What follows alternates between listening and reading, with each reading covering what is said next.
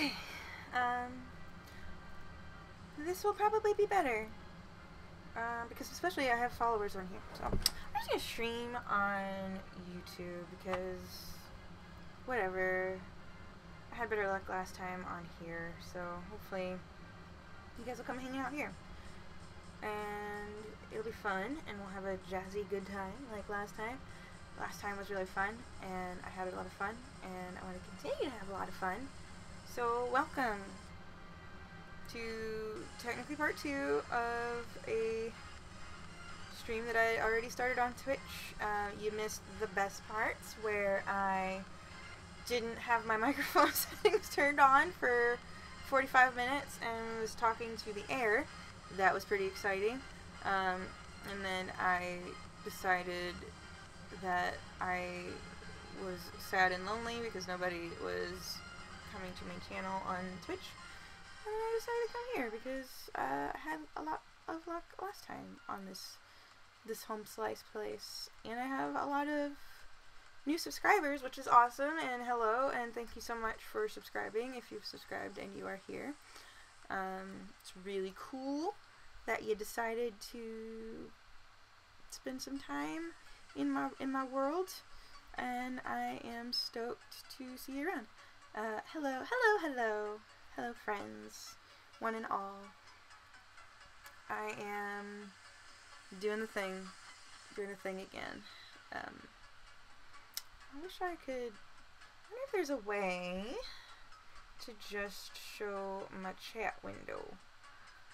Like, I don't know. It's fine. I'll just say hi. Hello! Alright, cool. This is better. What's good? Diggs, Richard Diggs. Hello, good evening, sir. Welcome back. Barlazy, JJ. I'm gonna share this real quick.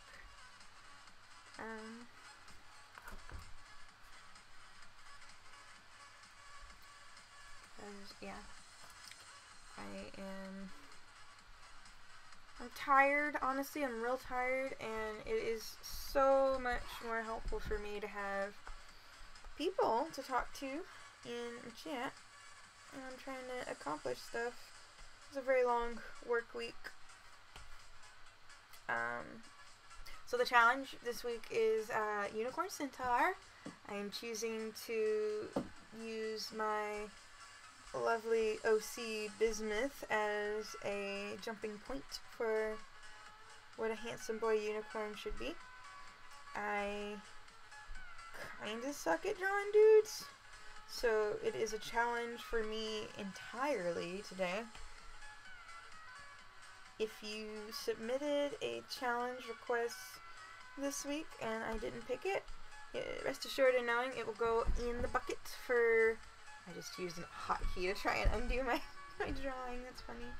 Rest assured it will go in the bucket for next week. And yeah, hi. I hope everything sounds okay. Hope everything looks okay. I have to be real close.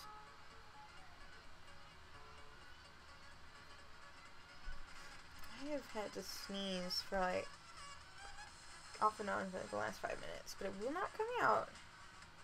I don't want to sneeze on you guys without YouTube putting the kibosh on it.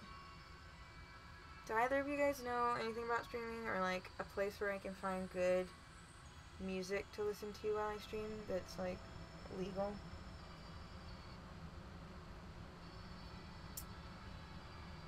Let's try royalty-free frequency.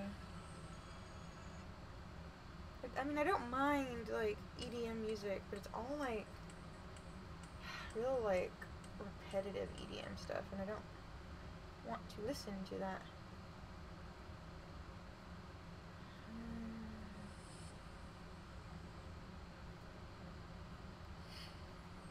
Whatever, I guess it's fine.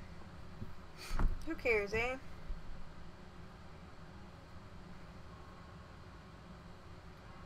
It's probably really low. for me to be zoomed in on a hoof like that.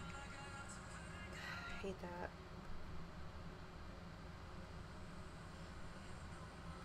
Hate that. I like my chiptune and stuff.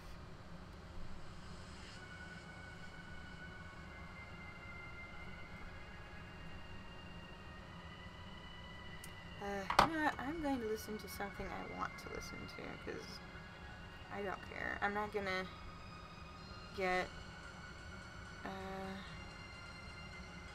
I am in the process of, do you have an online store for selling art, is the question. I'm in the process of setting up my online store, because not only will I have prints, I'll have stuff like enamel pins to sell here in the near future. So that's gonna be cool. I'll listen to music I like, because life's too short.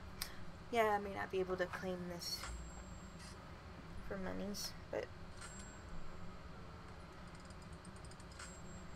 yeah, just stay tuned. I will be sure to post about it once I get stuff in a comfortable place.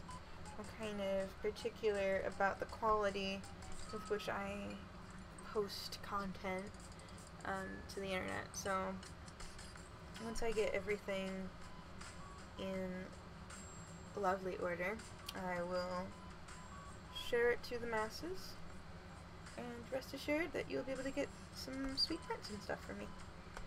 I'm also going to be at Kansas City Comic Con this year for the first time. I'll have a booth, and that's going to be cool. These unicorns technically are cloven of hoof, so you wouldn't have a flat hoof, at least traditionally.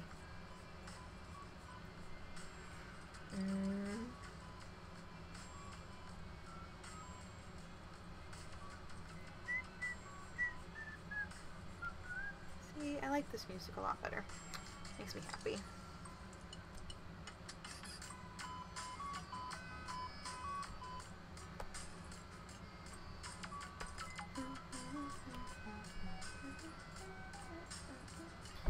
How are you enjoying this lovely winter evening?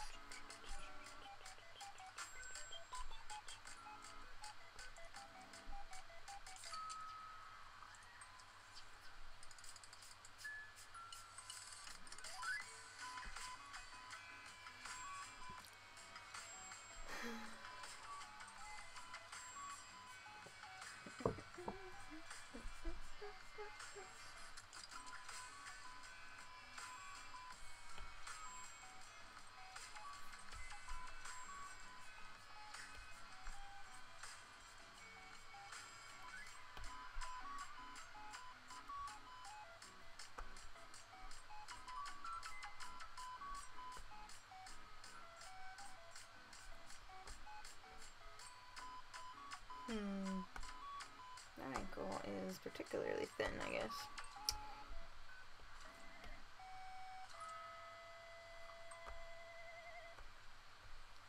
Do I like it though? Kinda.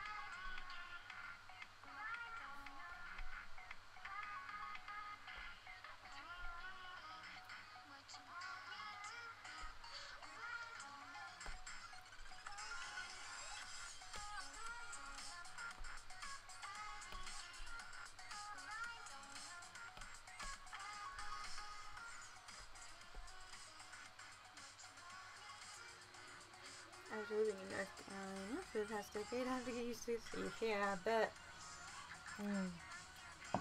It's cold here in comparison, for sure.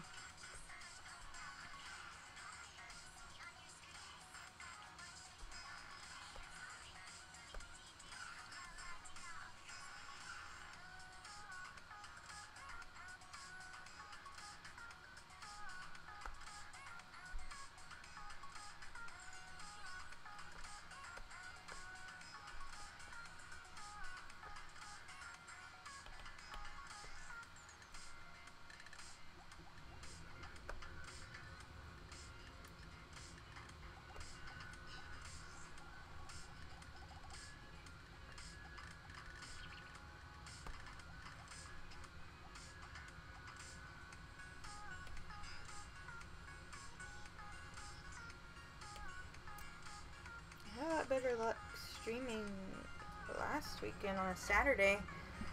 I thought maybe Fridays would be easier, but I wonder if Saturdays are better streaming days. I don't know.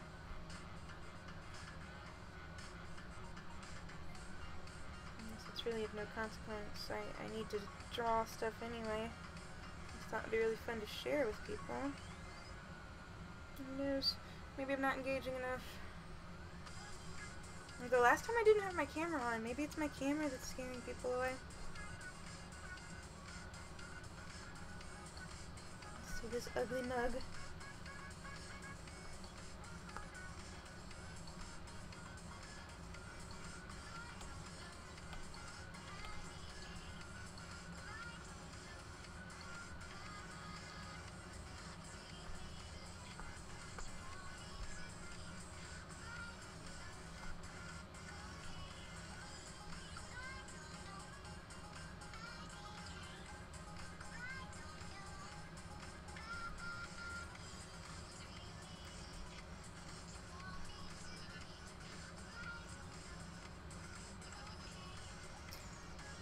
Yeah, I'm literally outside of my realm of understanding about streaming stuff. So, at this point, it's basically just a way for me to make sure I get my work done. Take accountability going on in the chat room. Maybe eventually.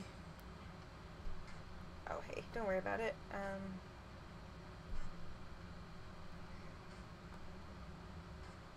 It also kind of is maybe not that interesting to everybody, honestly. I like drawing streams, but chilling.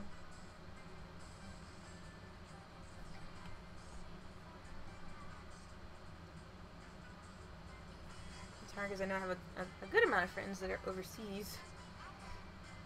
Yeah. Oh yeah, don't worry. I'm not gonna give up or anything. Like I said, this is more bonus content than anything.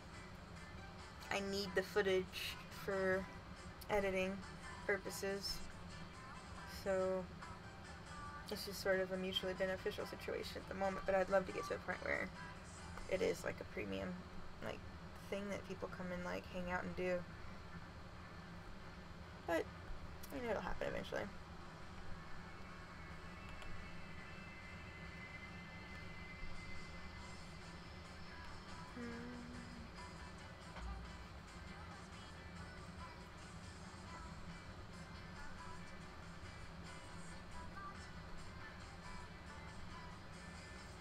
I don't know. Is it weird for him to have ears? I mean, they don't always have ears, but I've seen people draw them with ears.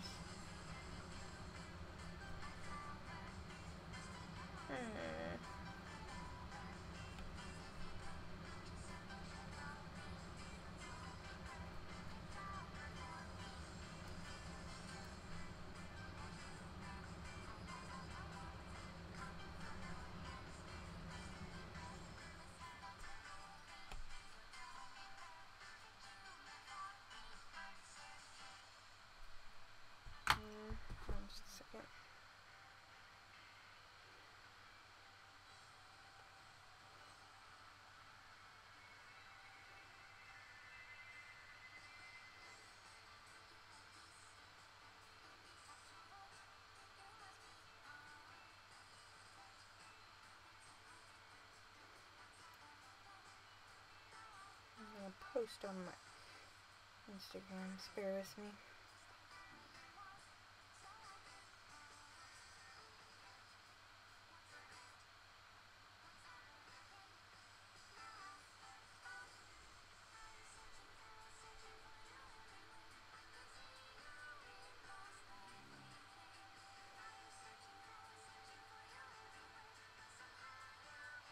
Sorry, hold on. I'm trying to get people to come hang out. It's not so lonely in here.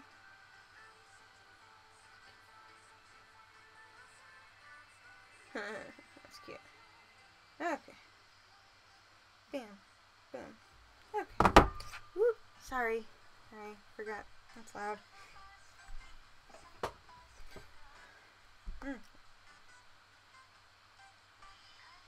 I wish there was a way to show my cursor.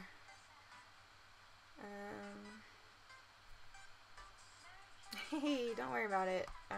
It's not that big a deal. People show up, people show up. It's Friday. I get it. People have better things to do with their evenings than watch boring video or drawing YouTube stream. It's okay.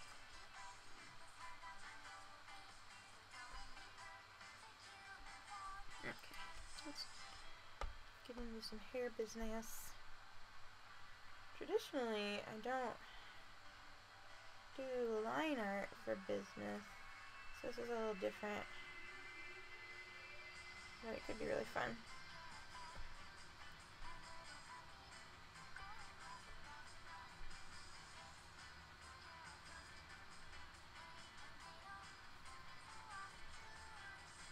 It's kind of a Bishonen.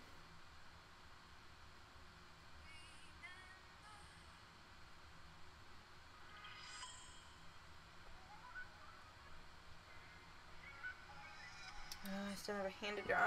I did not draw that hand. I hate hands. I don't even know if that's right. Sorry. It's this way. Probably be more to the side there. So this guy, it's gonna be more of a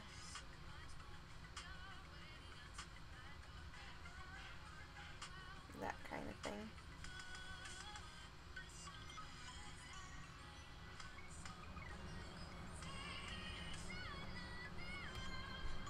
I hate hands. I hate hands so much.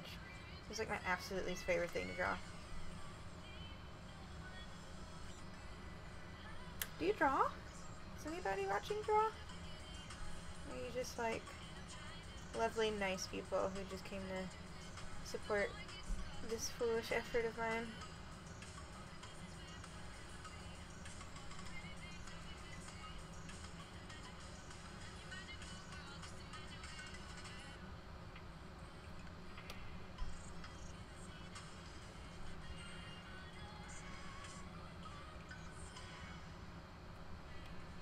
Oh, I hate hands.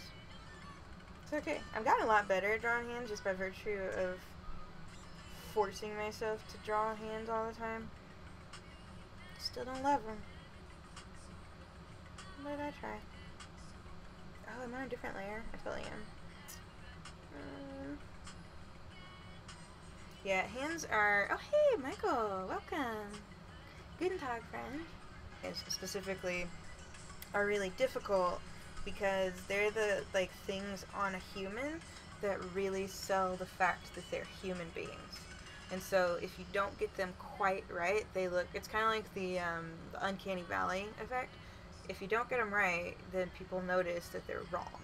And so not getting them right always is like a clue that you've not done something correctly. That is, that's a tip. That's a Chrissy Diggs tip.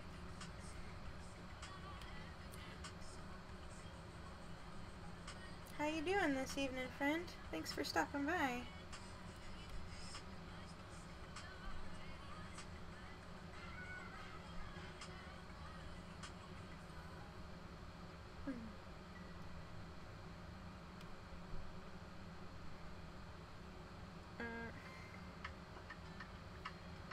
really like this song. I wish YouTube wasn't so strict about copyrights and music and stuff.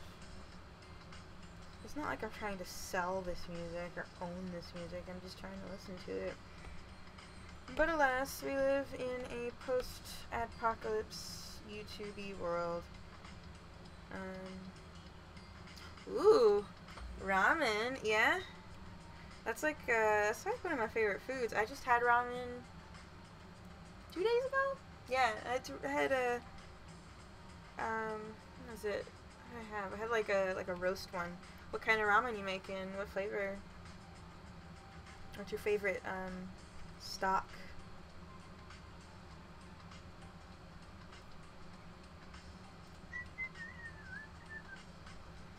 This song samples from one of my favorite games of all time. That's Chrono Cross. Chrono Cross. I like Chrono Cross better than Chrono Trigger, which is a super unpopular opinion and will probably get me into all kinds of fights. But I don't have the same nostalgia for Chrono Trigger as most people do. No offense to anybody. I think it's a great game, I really do, but when it comes to like the nostalgia trigger for it, I played Chrono Cross a lot more. Chrono Cross is my first JRPG, and it is definitely my favorite still, and probably forever. I know those are probably fighting words.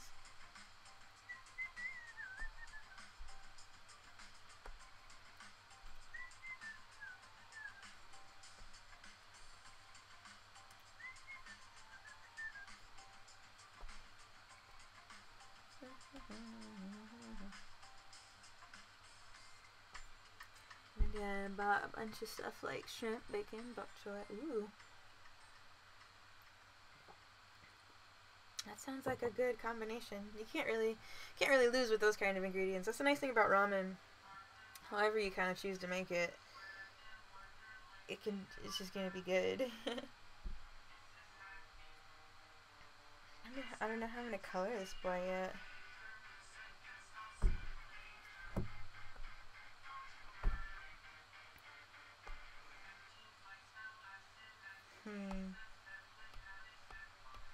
I love drawing bismuth.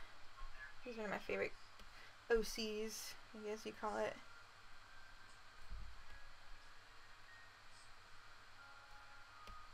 He's ornery and he's kind of English. And he hates being super cute, but he's super cute anyway. He's kind of a tsundere, I guess you'd say.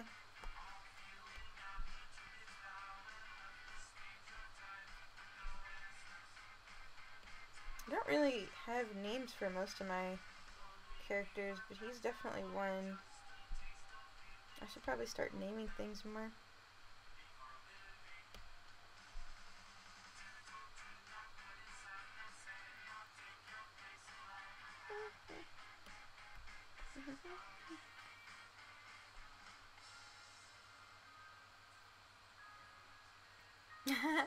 You're good. I am just happy that you stopped by, so take your time, make some delicious ramen.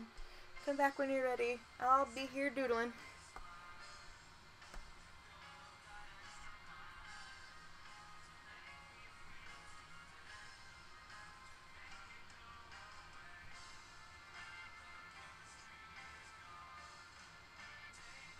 Wow. That's unfortunate. You have a lot. It's good that you have a lot where you live, though. There's not that many where I'm from. They're all way out in Kansas. You have to drive a ways to get to them. The good ones, anyway.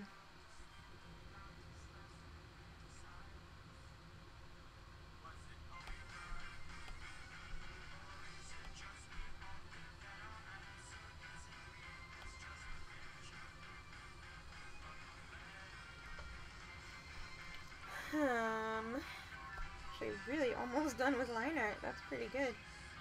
That was fast.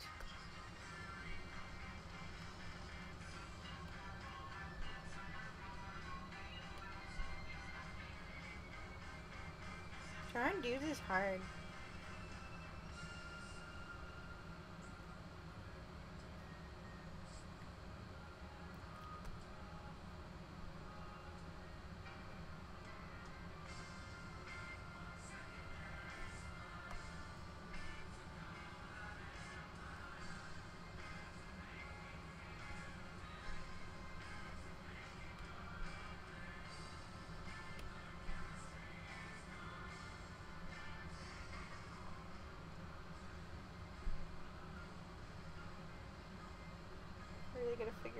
music.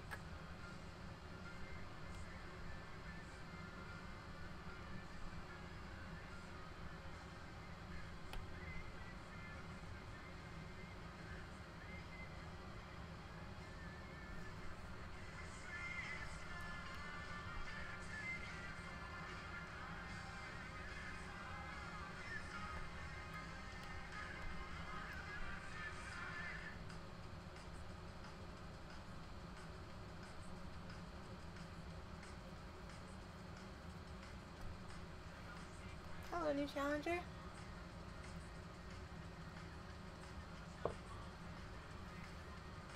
Wish I could see the actual people.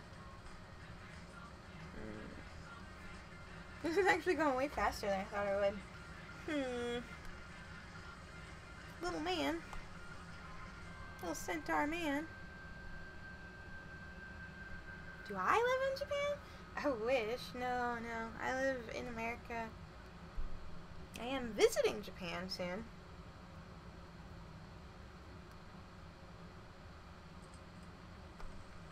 Why do you ask that? Why do you think I live in Japan? Do I look like I live in Japan? Do I have a distinctly Japanese living vibe? Also, hello.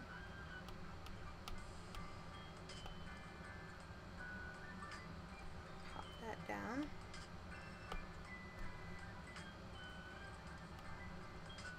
I'm going to Japan in April. I guess, I don't know, maybe I have like a Japanese aesthetic when it comes to design. I like I typically like a more, like I have a lot of IKEA stuff. I like, I guess, like a Swedish, clean, modern setup for my house, or my living space. It's funny. No, not Japanese. I wish. I would totally live in Japan. I feel like maybe it would be a little, like, lonesome, just, you know, being a foreigner in Japan, but there's a lot of other foreigners there too.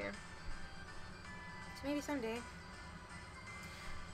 Japan has been on my short list for a real long time. Like, since I once turned down an opportunity to go study abroad in Japan when I was in college because I didn't think I could afford it. But, like, in hindsight, I wish I'd done it anyway because college ended up costing me a stupid amount of money anyway, so I might as well have, like, gone and just done it.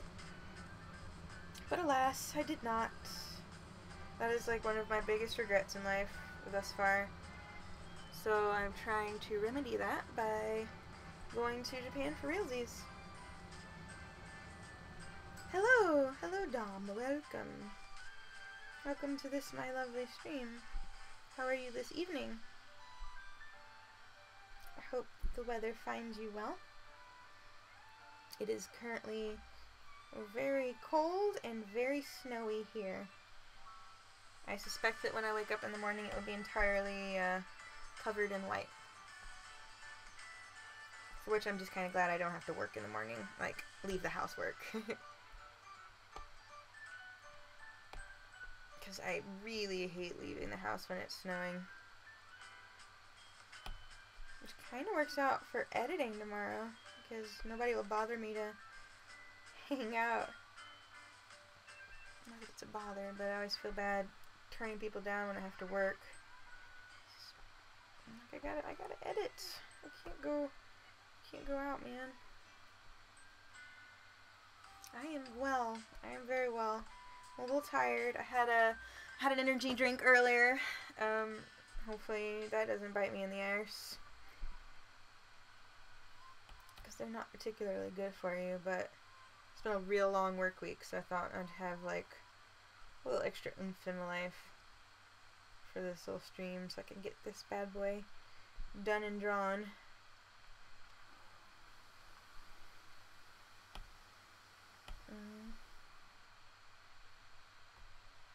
So the challenge this week is, if you couldn't tell, Unicorn Centaur.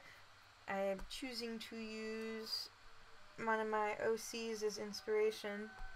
His name's Bismuth, and he's a badass little ornery unicorn man. I've never drawn him as a centaur before, but I kind of like it.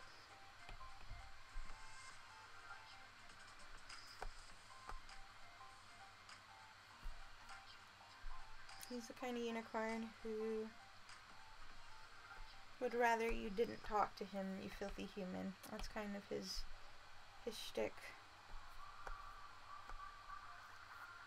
Like, no human's ever riding Bismuth. He's not a tameable unicorn.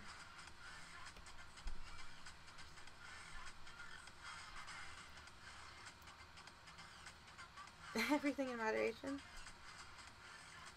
Yee.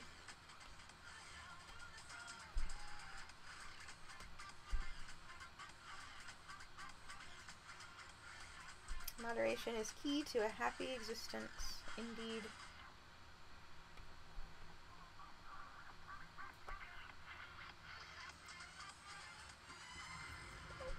Pretty happy with that so far. I guess, I have a problem with this angle with heads. Because I feel like, as I know that this is his jawline, so technically his head should go like that-ish, but also he doesn't have ears, so it's like, I don't know how to, I wonder, this is gonna be for the second time, but the last time I was there, it was the first time I'd gone all by myself, so that was pretty cool. Let's see if I regret this. Maybe I'll just give him like a little Bishi. One eye look. Yeah, I've been to England. How about you? Have you been overseas? I've been to, where else? I've been to Jamaica, I guess. I've been to, technically I was born in Germany, so technically I've been kind of all over Europe because my dad was in the military, so we traveled a lot when I was a baby, but I don't remember, like, fuck all of that, because I was a baby. And he said to give him just one eye. I'm kind of late on that now. I've kind of committed to it. That's okay. I think one eye is cool. I want to make some a little more. Sorry, if I don't know if that was like annoying. It's really convenient for me to turn it, but I don't really know how that feels for you guys. Let me know if it's like super, super annoying.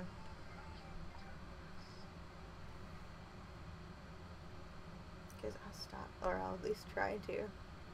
It's hard. I'm used to just drawing by myself. So like adjusting my drawing style to suit other people. That's a little tough.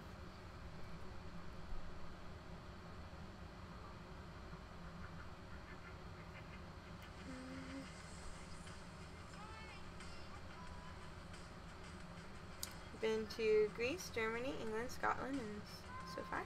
Which one's your favorite? Anybody else? Anybody else in the chat been anywhere other than the U.S.? Or I guess if you're from a different, or if you're from the U.S., some other country. Or if you're from another country, somewhere else.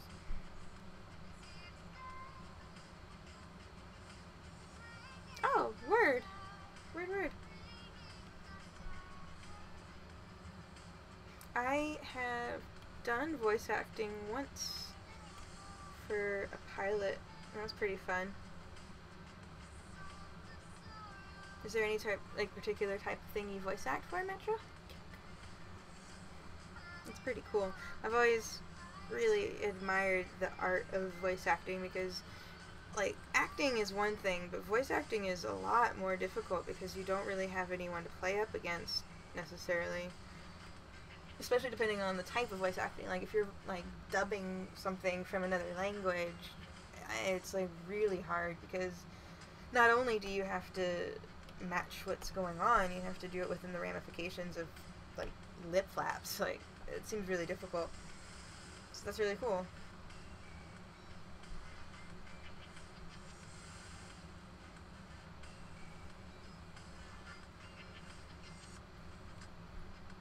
Oops, I'm supposed to be drawing these on the top layer.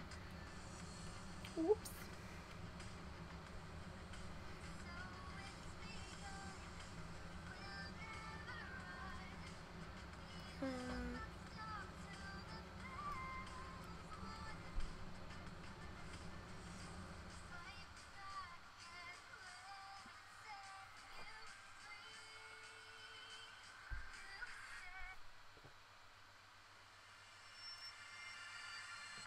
cool. You have your own channel.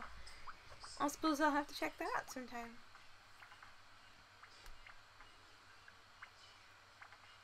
I am a huge history nerd, so that especially interests me.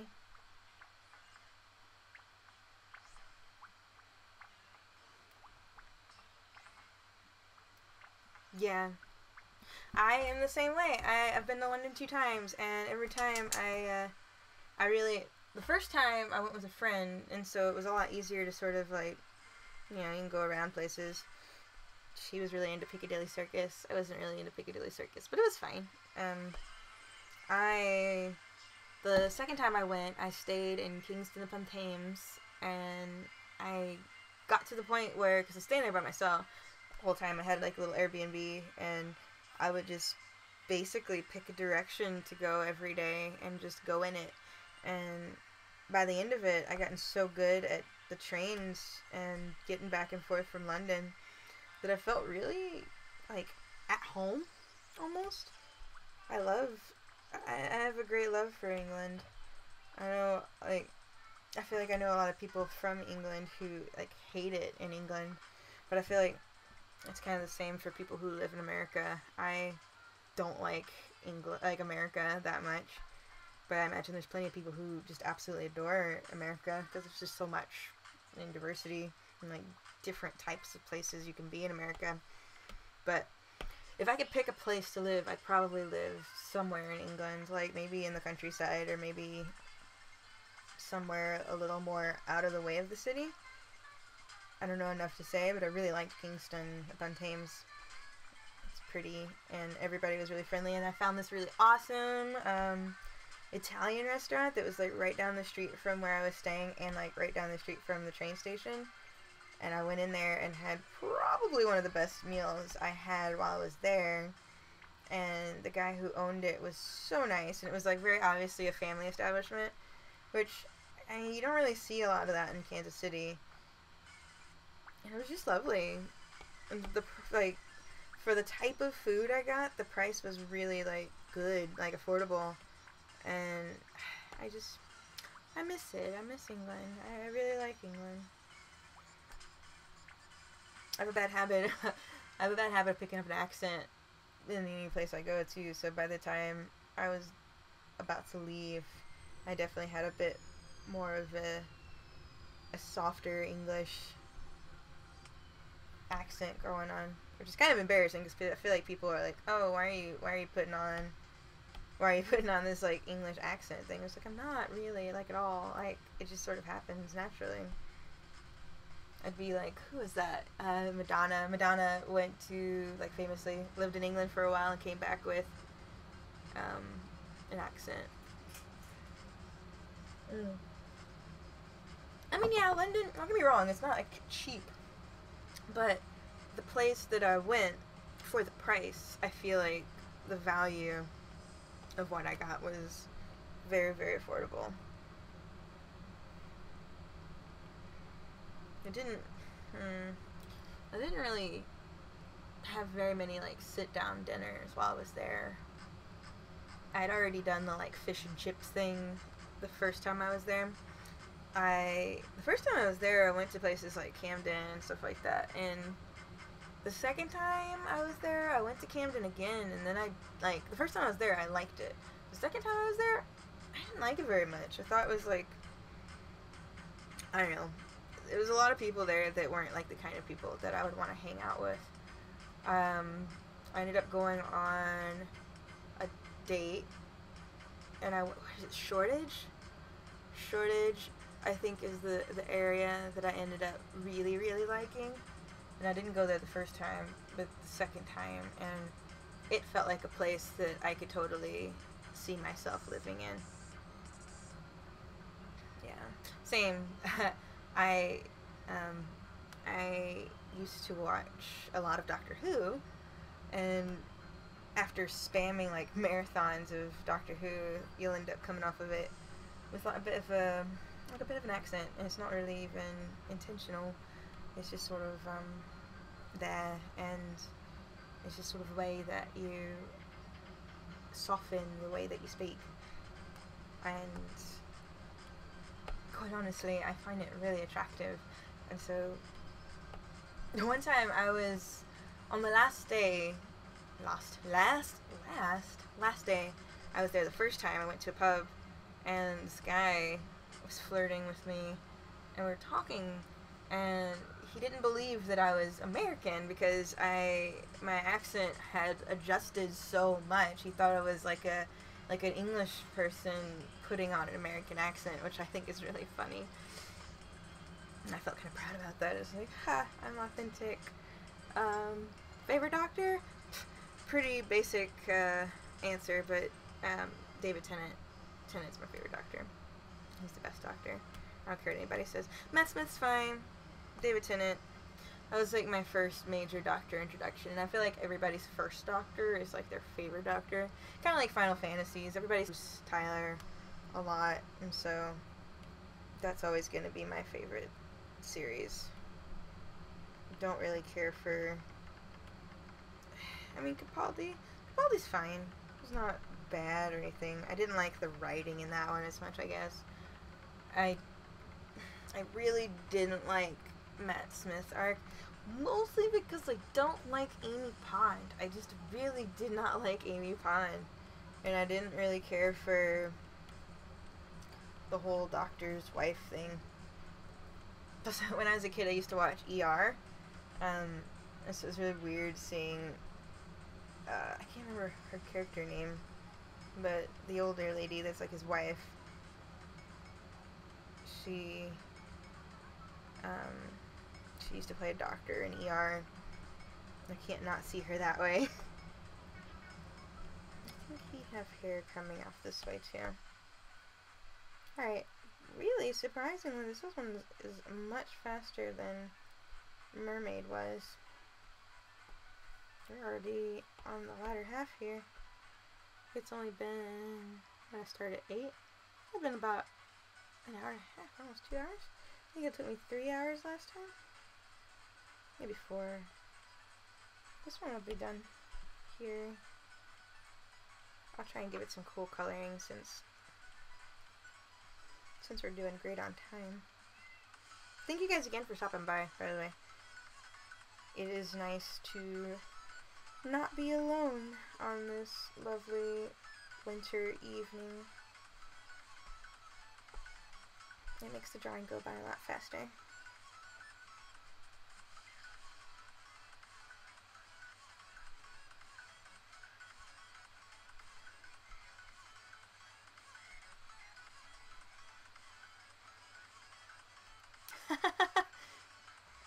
Yeah.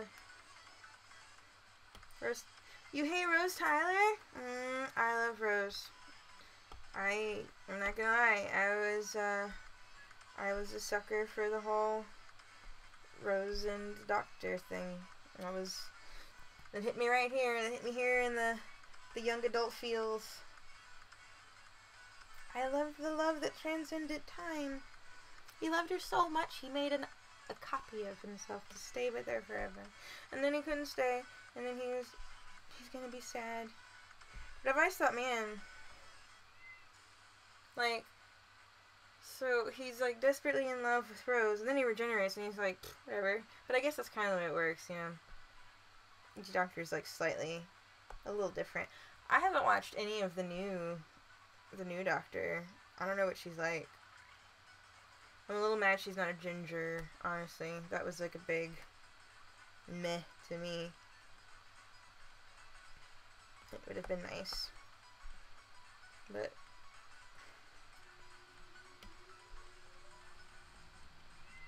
alas. I guess they wrote it to where they can regenerate more than 13 times now, so it kind of just like really isn't an issue anymore with the story.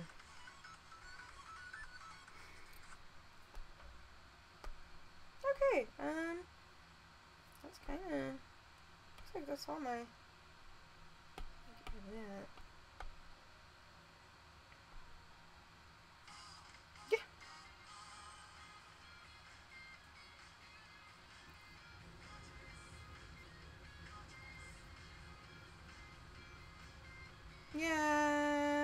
Mickey, I don't know, didn't like Mickey.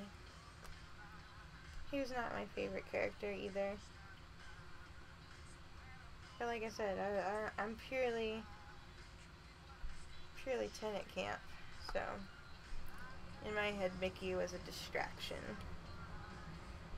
And I liked Rose and the Doctor even before he became Tenet, so it's not like it was purely just like a Tenet thing. I just thought their relationship was extremely romantic.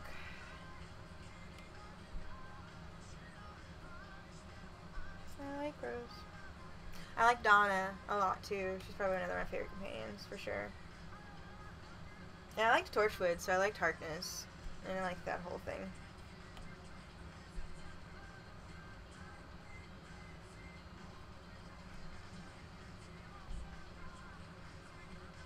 I just did not like Mickey. That's probably just because, I mean, yeah, I can't empathize with Mickey, I guess, as much.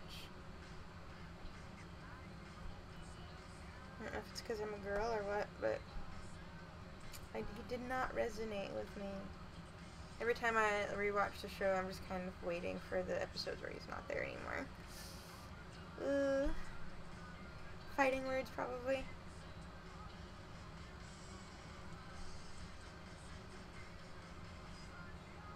Okay. Happy with that. Donna was awesome. We can agree on that much, at least. The Dr. Donna was pretty fantastic.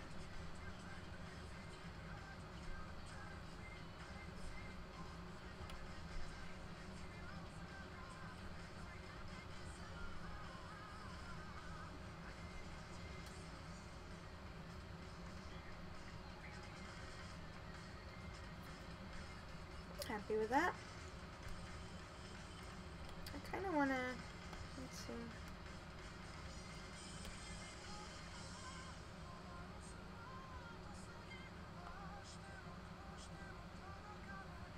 It's funny that I got 2 mythical creatures in a row. I usually don't draw mythical creatures, really. I haven't, I know she was in a cooking, like a chef show. I didn't get to see that either. I think it was on Hulu, maybe? But I haven't seen any of her sketch comedy. Alright. Bismuth.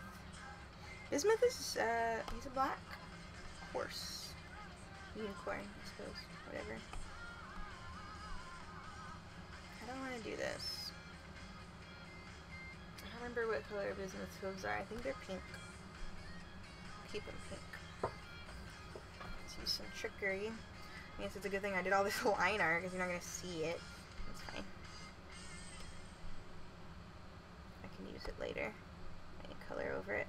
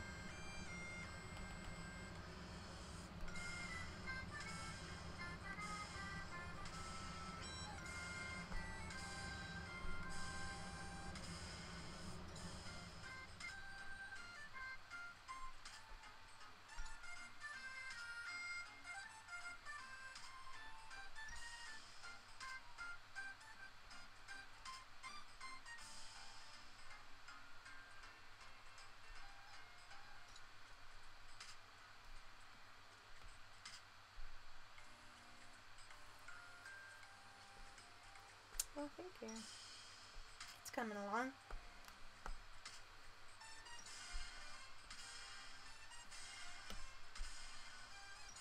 Coloring is the fun part. I love Procreate.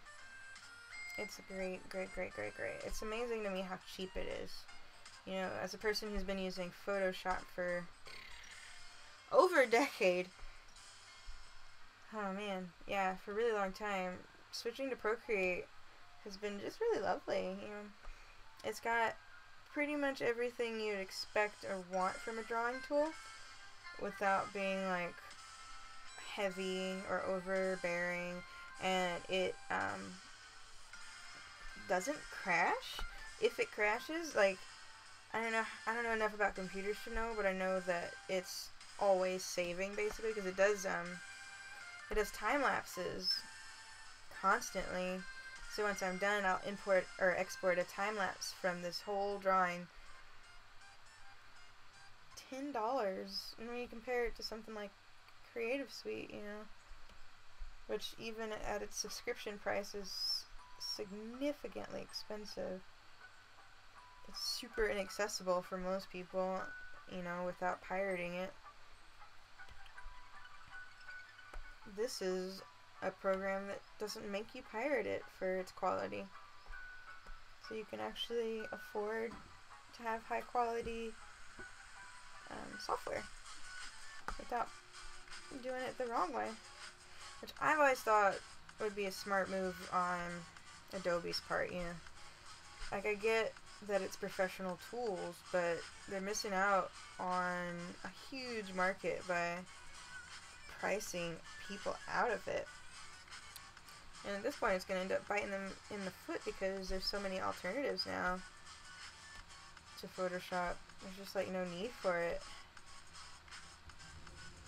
I am 100% sold on Procreate. I really don't use Photoshop unless I'm doing, like, small graphic design or, like, color. Like, for illustration, I still use, like, I use Procreate, but for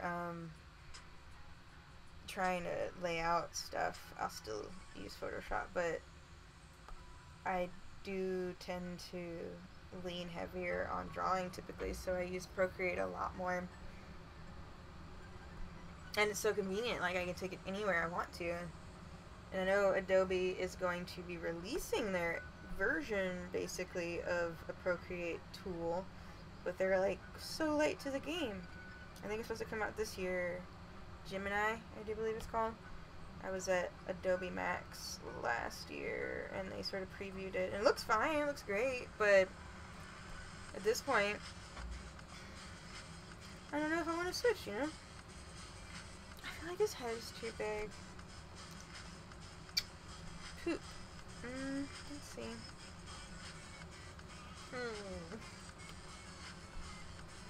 Can we adjust the size of his face without damaging too much? The one thing I don't like about Procreate is that, like, trying to resample, like, it doesn't do a very good job at making things smaller, which shouldn't be a problem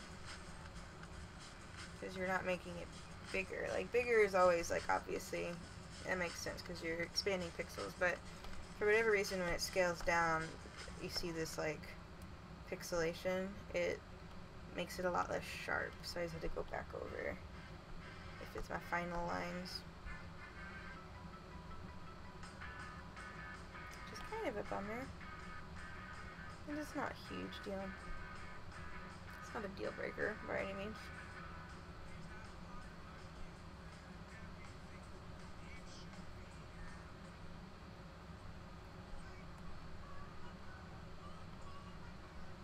We're real close to color. Which I don't know what to color. We did pink background last time, so I'll try and lean on a different color. I have, like, a set color palette that I usually use for everything. How long have I been drawing? My whole life, technically. Even, like, when I was doing That Guy with the Glasses, I was going to school for illustration.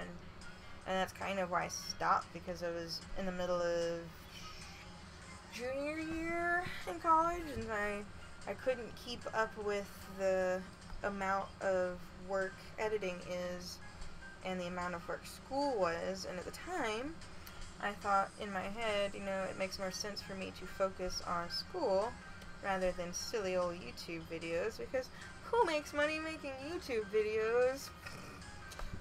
biggest mistakes. Honestly, I think if I hadn't stopped, I'd be in a much different place in my life, but, yeah, you know, you live and you learn. I definitely gained a lot of different kind of experience in my career so far, so I don't regret any of that. Especially working where I work now, I learned a lot about production and, you know, schedules and a lot of stuff that helps me make videos better.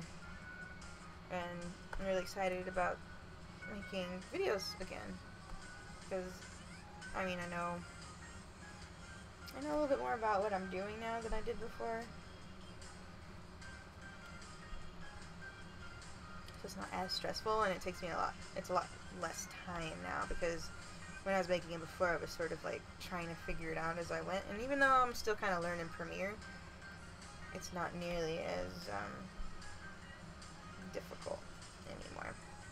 I know what I'm doing now, or I know what I'm trying to accomplish, and I feel like the YouTube, the way that it is now, it's so easy to figure out how to do stuff from more experienced people who make content for that.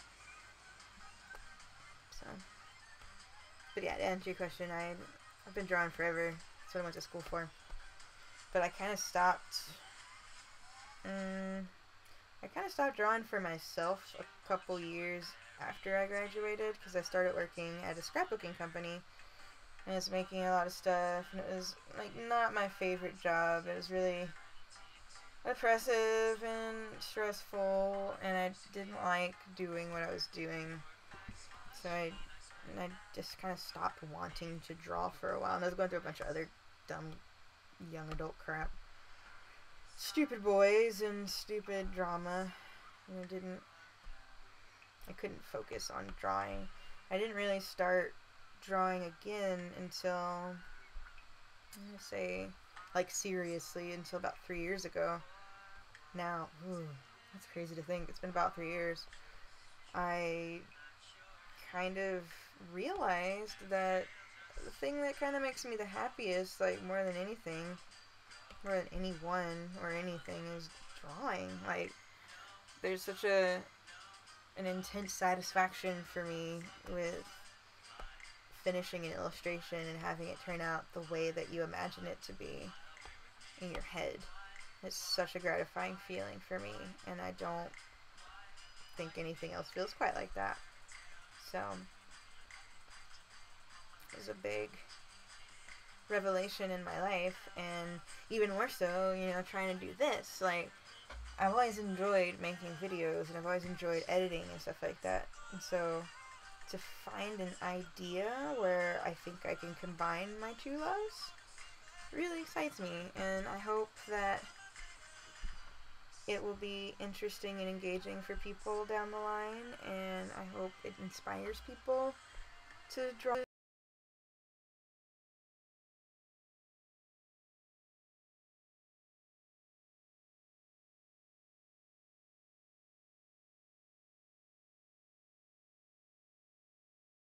Draw. Like, a perfect world for me is a world where all I have to do is draw. And if I could make a living doing that, I'd be very happy.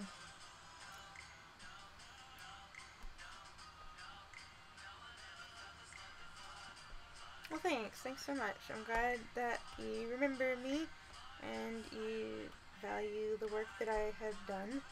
Even though I really did not do that much when I was at... It's funny, it's sad actually. There's a bunch of videos that I had done that were on Blip, I think, because we had switched over to Blip for a while, and I don't have the originals of those anymore, and you can't get them off Blip anymore, and nobody downloaded them or saved them, so there's at least 2 episodes of my show that are just gone into the ether. I did one on Jill of the Jungle, and I did one on Duke Nukem, and they don't exist anywhere anymore. I don't have a backup. I lost my hard drive that had those videos on it. So, gone into the analogs of history.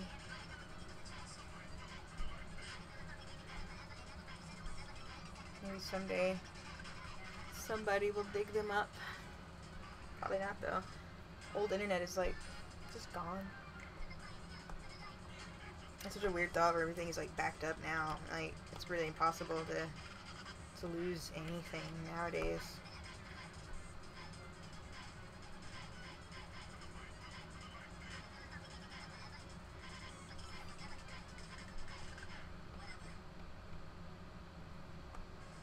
I'm gonna go in actually. Actually, I do want to keep it that color.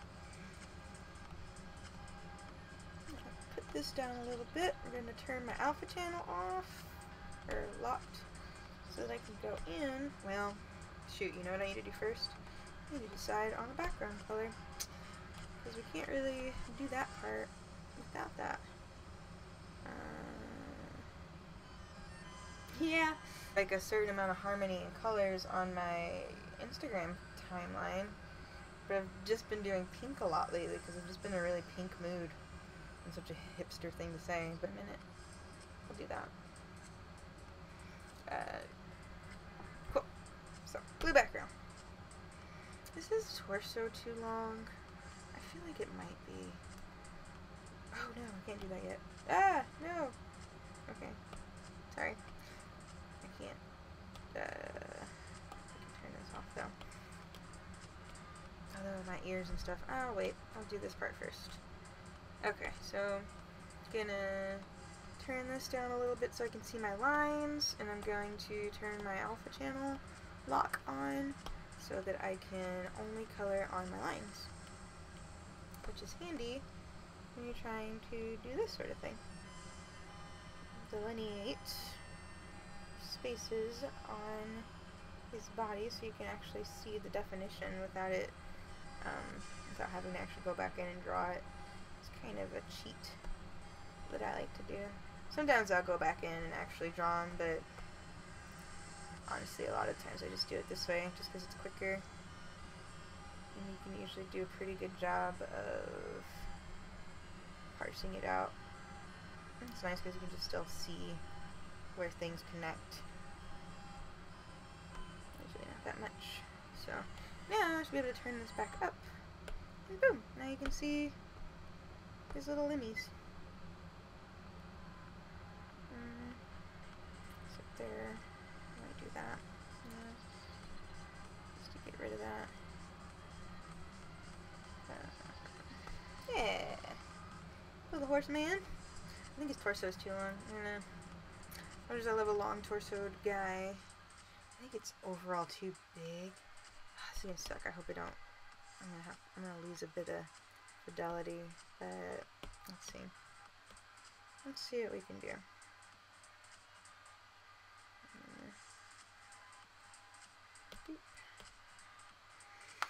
Fingers crossed. Let's see. Oh yeah, I gotta. Let's combine these first. I think we're done on that. Yeah, that's okay. Hopefully.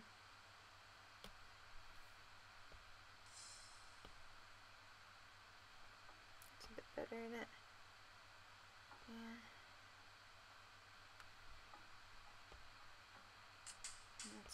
That's more right. Yeah. Should have figured that when I was sketching. I'm gonna actually, oops, gonna cut make a new layer so I can, oops.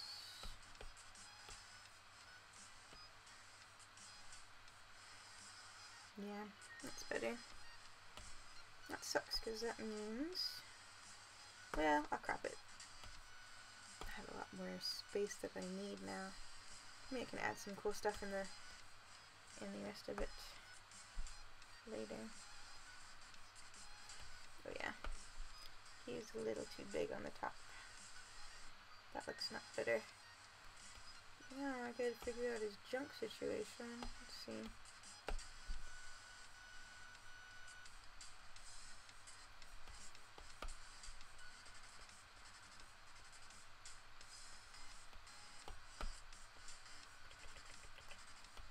What kind of music you guys into lately?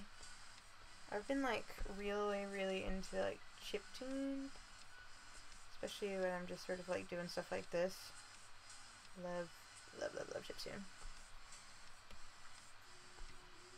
Vibes, as the kids say.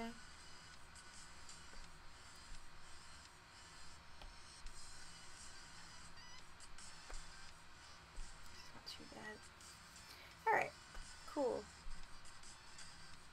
I'm pretty happy with that as far as the base goes. Now we gotta do the colors. That's the fun part, eh?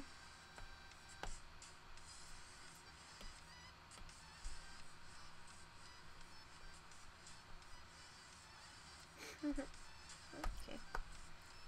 I keep saying okay, but then like go back in and like do something else, and I'm like, eh. I will fuss at something forever, so there's like a certain point where I have to just be like, alright, I gotta move on. But just want to make sure these breaks are clean. It gives us this sort of nice blocky feel, like color block feel. Yeah. Our vibes. I'll make this a little shorter.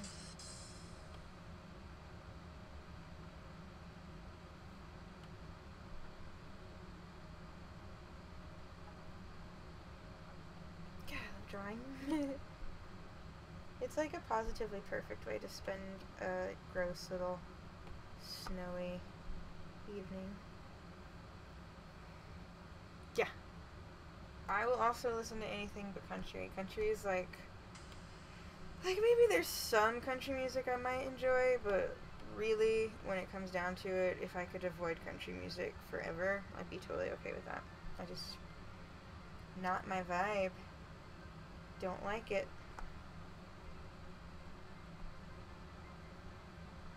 Yeah, that's my guy.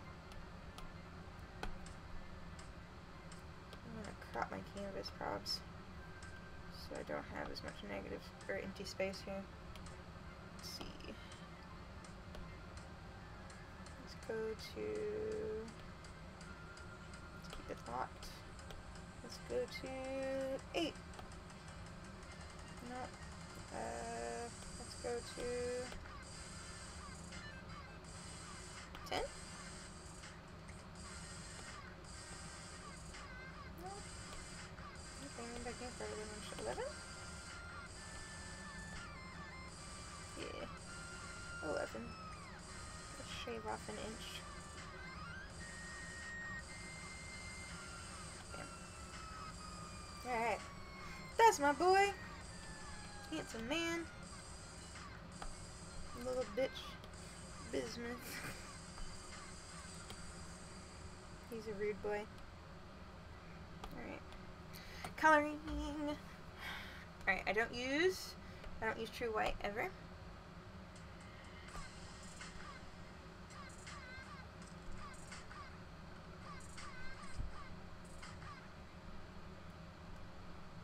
like to use a nice creamy white. Gives it a little less harshness. I'm of the philosophy that you don't use true white or true black unless it absolutely must be. It has a tendency to wash your colors if you use 100% black or white. So it's always better to find a tone or tinted color like that. Especially with like paint. When you use paints, you don't use black. Like especially watercolor, you use Payne's Gray. And Payne's Gray has like a little bit of a blue to it, so it's got like a nice, I don't know. And just like you don't really see true black in nature very often.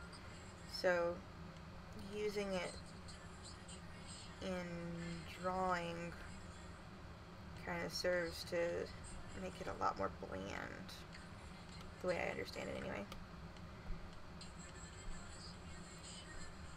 This is just more fun to not use the colors that you would initially presume things to be.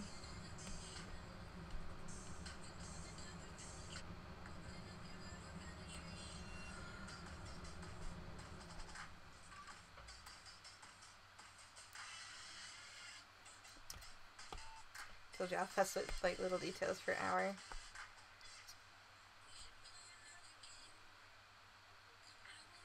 I like when it comes to like country music, I don't mind like sort of like Nashville, like old like Johnny Cash stuff.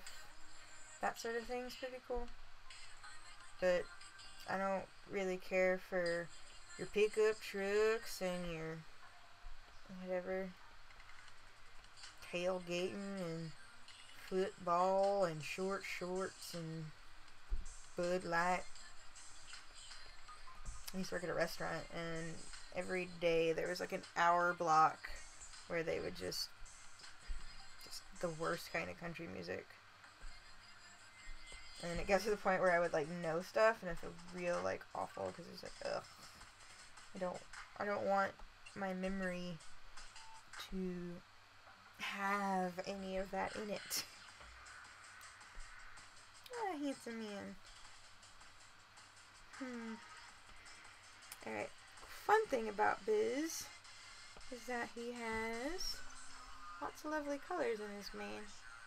I'm gonna go to my Instagram real quick so I can make sure I'm picking the right ones. I have a couple palettes that I just sort of keep on the default.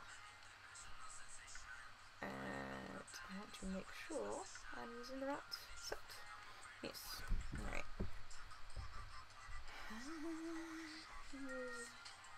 This pink, I think.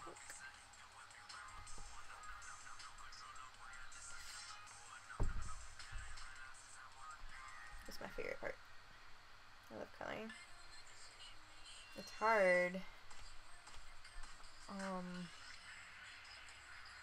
on stuff like this because it's like I have like repetition rules, you know, like how many times, because you have to go in order and make sure you're doing it in the right order, and then it gets to like points when it overlaps and stuff, and that's kind of tricky.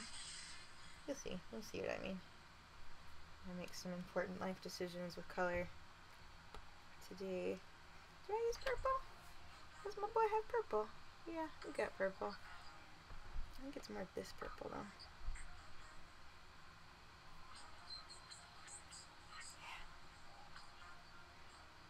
Yeah. I love unicorns, so this was pretty fortuitous. I'm one of those unicorn people. Kids.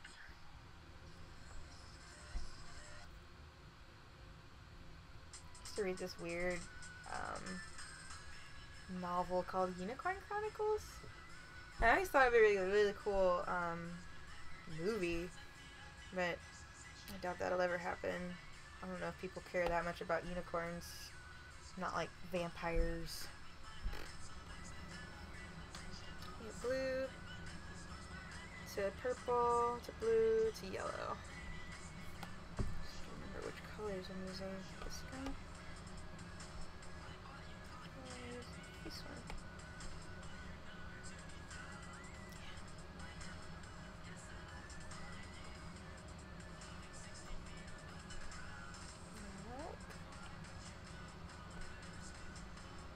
This one's tough because I don't usually do it on a blue background due to something distinct from a color that's in his mane, so I have to like pay attention to blue.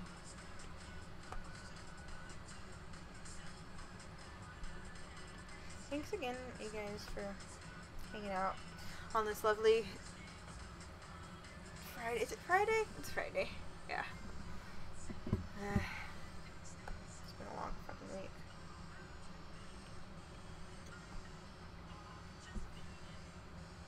You've probably got better things to be doing with your evening than watching me ramble about color.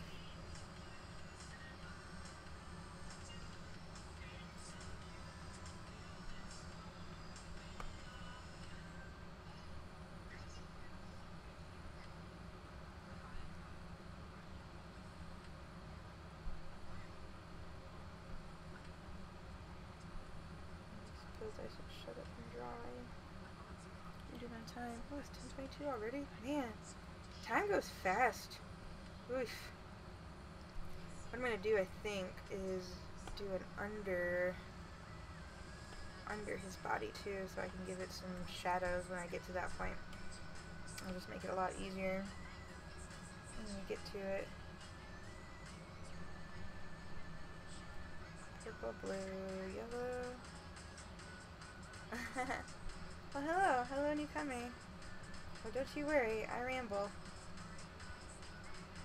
I'm pretty new to the whole live streamy thing, so we're definitely learning the ropes. You missed it. I spent a good hour of my first stream, 30 minutes. 30 minutes of my first stream, originally over on Twitch, talking to no one because my microphone wasn't on and I didn't realize it. It was a pretty personally embarrassing moment for me, but thankfully no one was there to watch it anyway, so it worked out. No one would have ever known if I hadn't said anything.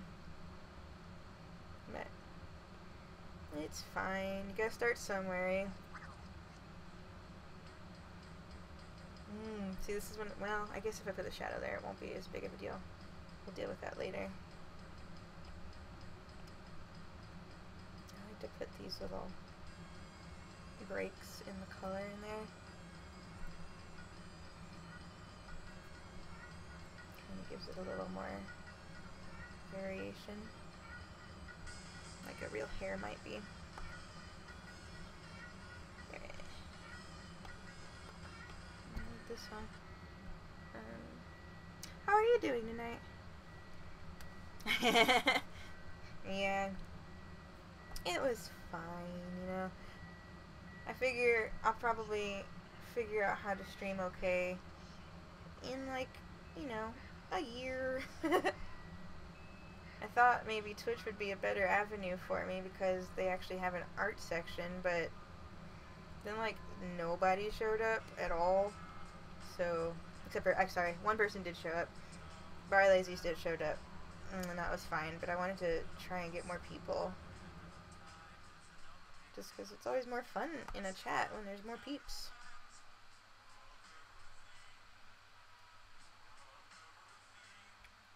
Yes, I am using that webcam. I wasn't too sure if adding the webcam was, like, worth it or not, but I think I like it. It means I have to, like, look presentable, though, so that's kind of a bummer. But it's fine. Makes it a little more inclusive, I feel like.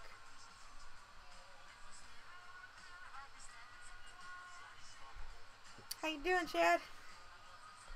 Living the dream? Thanks for stopping by.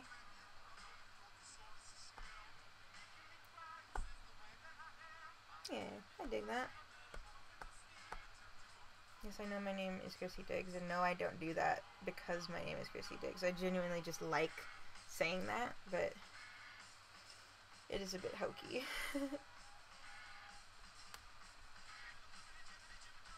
Just take it. I'll appropriate it. I'll make it my thing. Somebody's got to.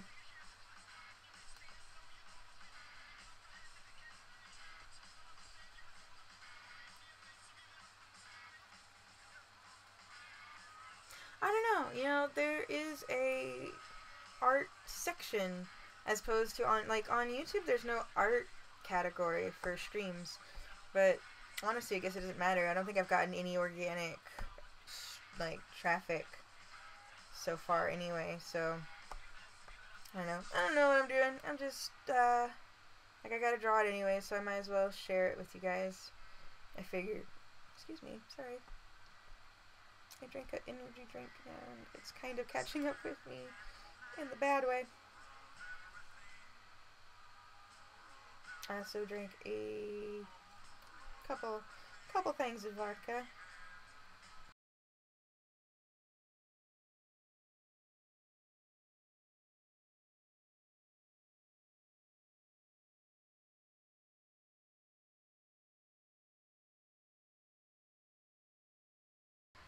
Waited so long to pull the trigger on an app like this. They've got their own coming out eventually, but like at this point, I'm in love with Procreate. I'm gonna have a hard time going back. Like, another thing is that, like, I use the Apple Pencil, and it is by and large the best stylus that I think I've ever used, period. And so when it comes down to if I want to use my Cintiq in Photoshop or if I want to use this pencil in Procreate, it's always the pencil, hands down. It's so good. And for the price, for the whole setup, like I'm using just a regular iPad, not the Pro, but like a newer iPad which works with the pencil. Mwah. The best, hands down. It does not get better. It is my favorite like investment in a long time for art supply. It's upped my drawing game like exponentially. Oh, you know what? That kind of goes that way. Let's see. This is kind of fun because there's like little overlaps, you know? I'm gonna make sure we're going the same or the right directions when I do them.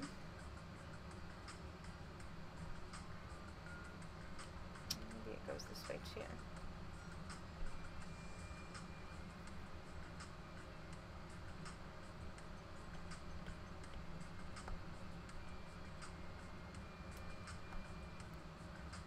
Hello, we got a So-Cola. Welcome to my stream. Howdy do. Everybody say hello. Be polite. I'd love my stream to be friendly, full of chat peeps. We got a lot of enjoyed content since the Sailor Moon video you did way back. Glad to see you around in general. Like, hey, thanks so much. Thanks for acknowledging that I exist for that long, honestly. I'd have figured so many people would have forgotten about me by now, but I'm really impressed by how many people, you know, still remember who I am. It's really cool.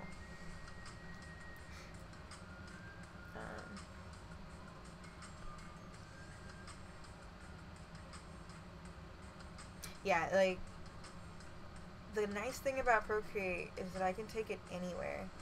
Like, anywhere. So, and I travel a lot for work, so it's always really convenient to be able to have such a powerful tool at my disposal, you know, wherever I go.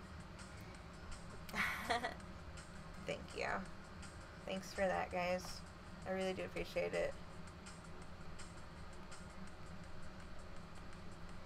I'm just having a lot of fun making content again, so I'm glad you guys are still engaged and interested in what I do. And hopefully, I know it's not video game reviews or anything, but like when it came down to it and when I was thinking about what I could do on YouTube again, like as much as I love video games and I love video game content, there are so many people who do it and do it better than I can do it, and at the end of the day, like, I love video games, but I'm not, like, I'm no expert or authority on video games. What I have is nostalgia for a lot of different things and, you know, fond memories of it. And that's important and well and good, but I feel like so many people have touched on all of the things that I've wanted to do with video games by now. So I thought maybe I'll try something I hadn't seen before and try and make my own thing. And I like to draw, and that is what I want to be known for, you know?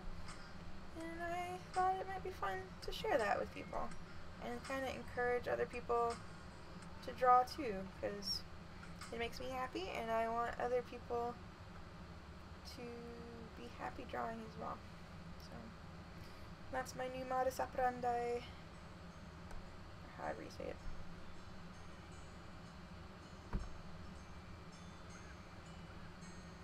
How's this guy coming? Yeah, it looks pretty cool.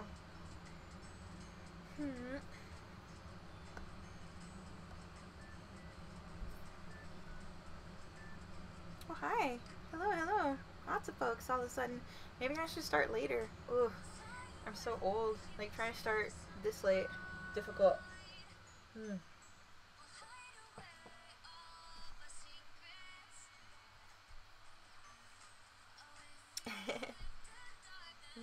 glad you guys stopped by. And hello, Russia. Hello to Russia. I'll bet it's a lot colder there than it is here. It's snowing here, though. I'm not a huge fan of that.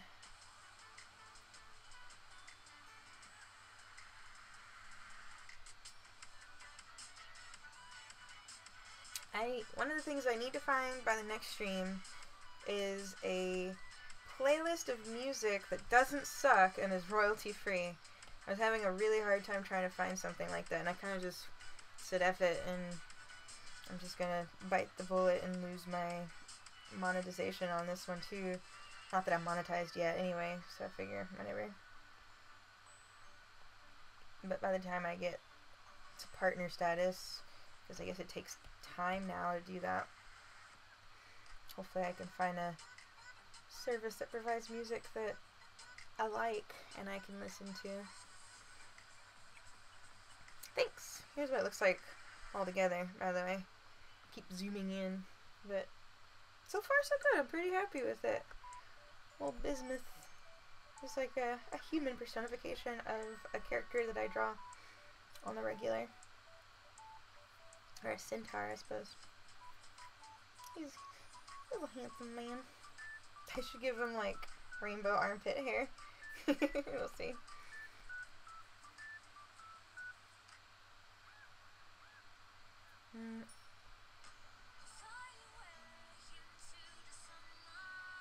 Okay, there is blue, orange. I think I'm missing a color. I guess not. There's no green in his mane. There's just blue, purple, pink, and yellow. Yeah, okay. Cool. I guess I'm using a different purple. It's more pastel. That's okay. My orange is a little more pastel than usual too, but that's okay. I like it.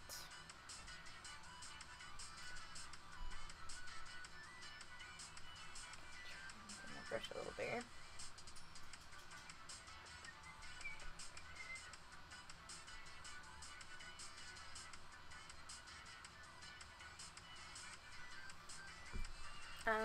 I'm using a tablet. I'm using the iPad, the newest edition of iPad. Just like a little guy. I use the 9-inch because I've always been like a smaller tablet drawer. I don't like the big ol' honkin' tablets. And the Apple Pencil, which is the best thing since sliced bread, hands down. I love it.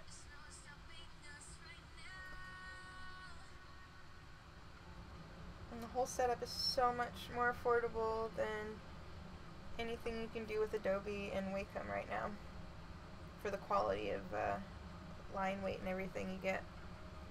Just lovely.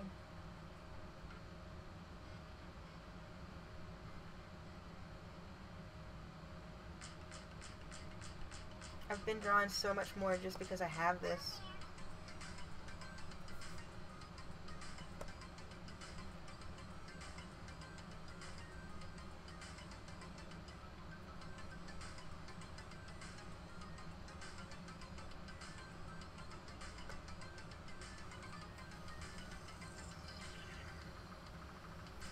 Go back at some point and add some like streams of hair.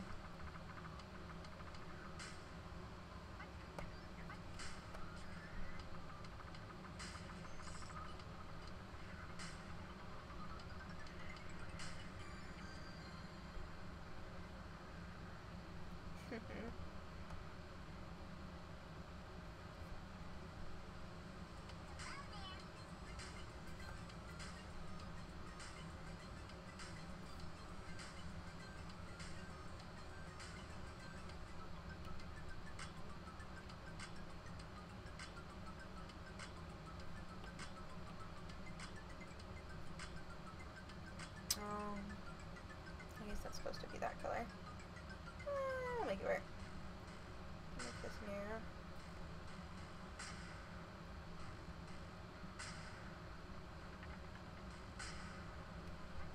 This narrow.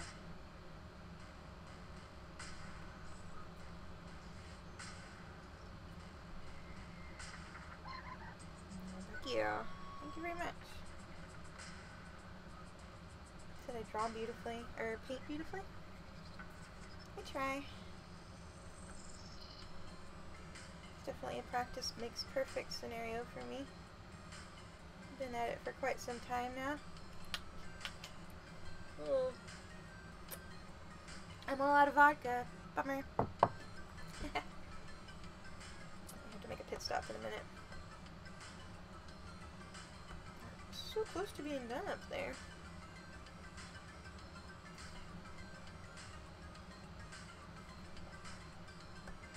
Let's switch gears. Purple, pink, orange.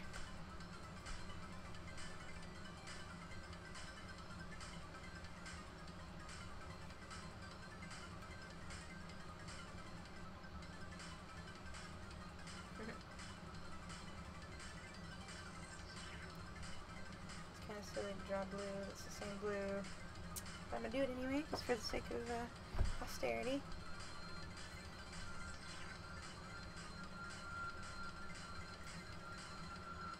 I love coloring. Coloring is like my favorite part.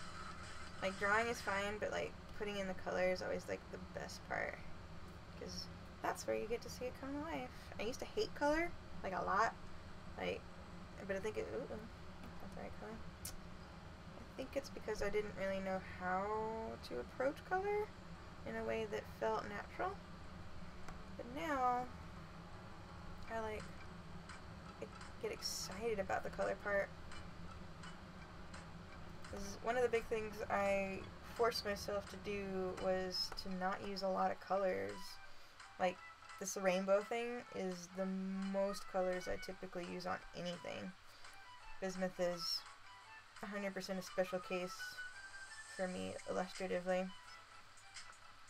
I like to keep my color palettes to about 2 to 3 colors, maybe 4 at the most, if I'm feeling real crazy. But on this one, the mane of him would be the most color that I use anywhere, like his mane and his tail. Like everything else will be pretty neutral, typically. Blue to purple.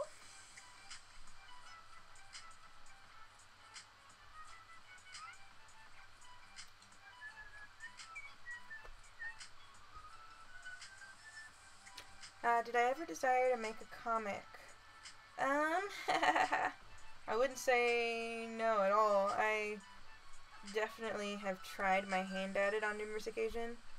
I have a really hard time, I guess, I don't even know if it's focusing or just like, just having the time to, or the discipline really, to make myself sit down and do something that's a long form narrative. It just, I get so caught up in ideas of it that I never get anywhere with it. Which is a bummer because I have a lot of really good ideas for comic books that I just never follow through on. I think for me comic books would be a thing where I would need some sort of like creative partner, be it a writer or a like some sort of other illustrator or inker or something like that to sort of help me stay on task and like manage it. I'm the kind of person who just, I jump from idea to idea. Doing this is the first time in a while where I've had an idea where it's challenging and exciting enough and different enough every time that I don't get bored with it. Or at least I haven't yet. Fingers crossed. That is where you guys come in, because the more often people kind of show up and hang out with me, the less likely I am to give up on it. Because it's just nice to have other people, you know, keep you honest about stuff. At least for me, it's helpful. I need the support, the moral support. I'm weak.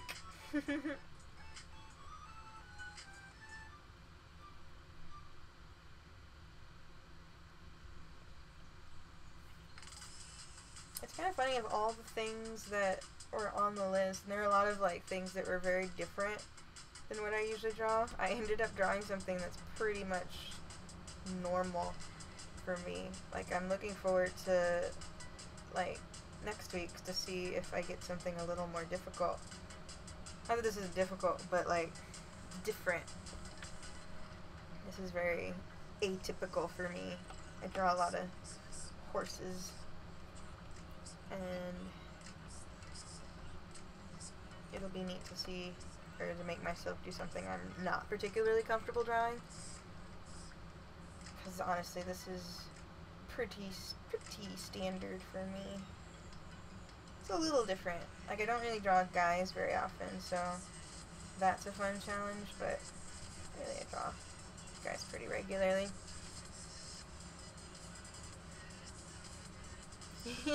Don't get bored doing this. So far so good, honestly. I think the nice thing about doing this is there's a lot of variation in stuff that I can do. Because, like, for my next episode of the actual show, I'm, like, going to do some stop motion, which I love dabbling with, you know? So that's fun. And I love editing. Like, editing is really fun for me. That's probably my favorite part of making anything. So there's, like, enough different ways to incorporate stuff that I'm good at that it keeps me, like, sort of excited about it. So that's good. We should be alright for a while, I think. That's pretty alright there. I'll add some. I'm going to go back through on another layer and add some extra lights.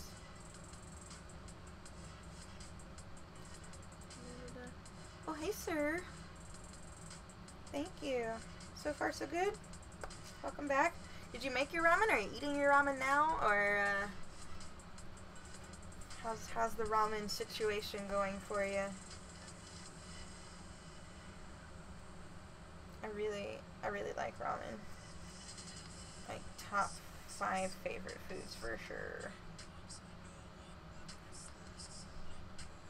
Did it turn out pretty good?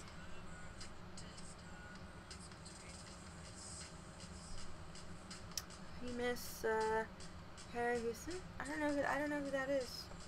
Harryhausen? Honestly, like, I'm pretty ignorant when it comes to actual stop motion people. I just like it. I'm not very well educated on it, honestly. I just dabble for fun. I really liked Isle of Dogs, and I really liked Kubo. Those were lovely. I have an app for stop motion on my phone, which is what I use to stream or to make all my videos so far. Eventually I'll get a nicer camera, but honestly, iPhone 10 is pretty good quality footage. I'm pretty pleased with it, like with the right lighting and stuff. I think it's pretty good looking.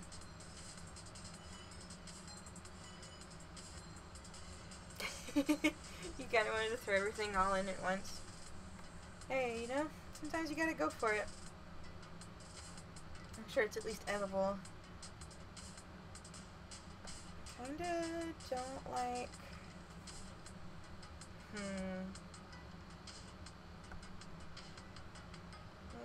We'll leave it for now. Maybe.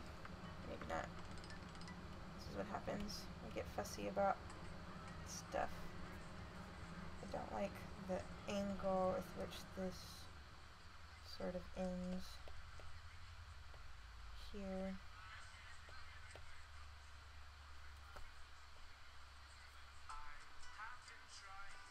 I kind of picked the wrong yellow, I think, but kind of too far gone to care about that. Oops.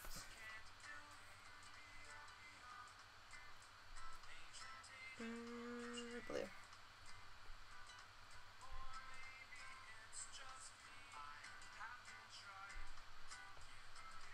That's the back part, and I don't want that to be the same.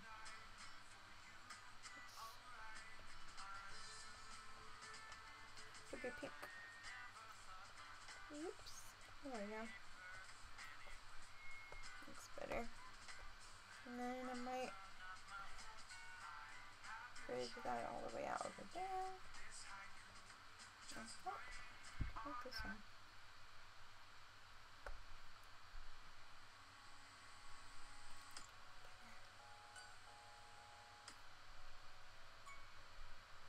It doesn't matter what I draw on his tummy, because that will be going.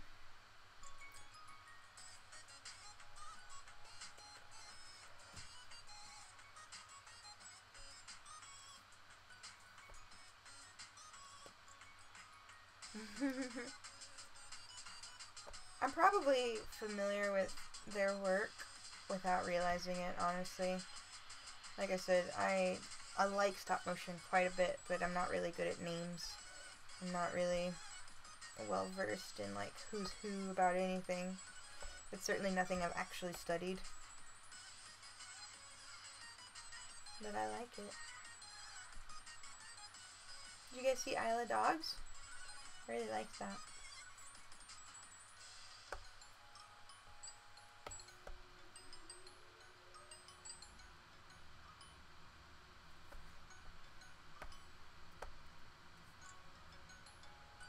I'm about to get into some extra little flourishes, which is always really fun. Stuff like that. Basically, when I'm drawing, I'm doing like a base coat of paint. And then I go in and do all my like nice little details. All my deets. Usually on different layers so I don't disturb everything else. I probably needed that. Yeah, too big.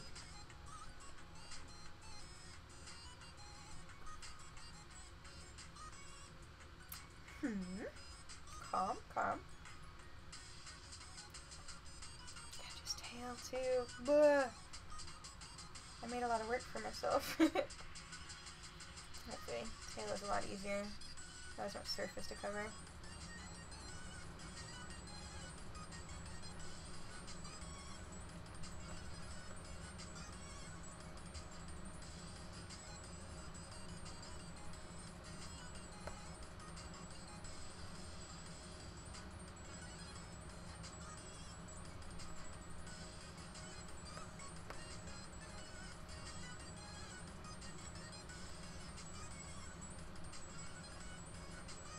Todd? Who, the unicorn? Who are we naming Todd? Todd. Who's Todd? Missed something, I think.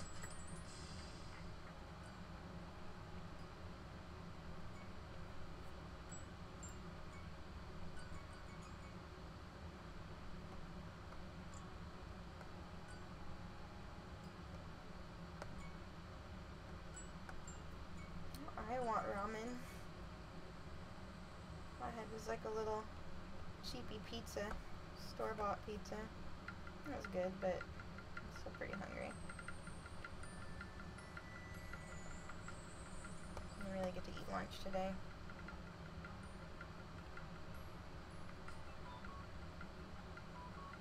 No way, his name's not Todd, his name's Bismuth.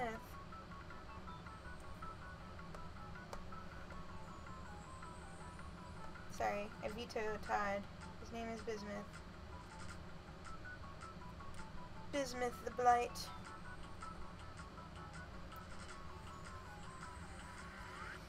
What is the last movie that I saw in theaters, and what did you think of it? The last movie I saw in theaters was Spider-Man Into the Spider-Verse, and it was the best movie I've seen in years. Like, I can't gush enough about how much I loved that film. Excuse me. I think it was perfect. For me, it was perfect. I mean, there's people who have problems with it, but I think it's the closest to a like a real animated masterpiece that I've seen in decades. So much heart and so much love went into the production of that film that it's impossible for me to not like look at it and acknowledge it and just be like, man, that is a fantastic film. Because it is. It's just like hands down amazing. If you haven't seen it yet, I highly recommend that you do before it's out of theaters, because it is 100% worth seeing in theaters first. I'd be so disappointed if I hadn't seen it in theaters. It is a spectacle, to say the least. It is a masterclass in animation. Yes, I like it that much. It is my favorite.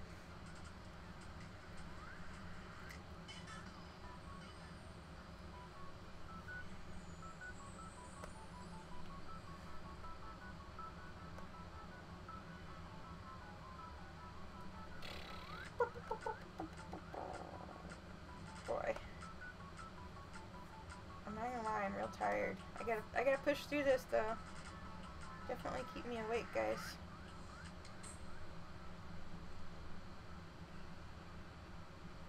It's been a long week. I had a set day. Make a commercial for work. And that was a long day. It's been just generally pretty busy at work.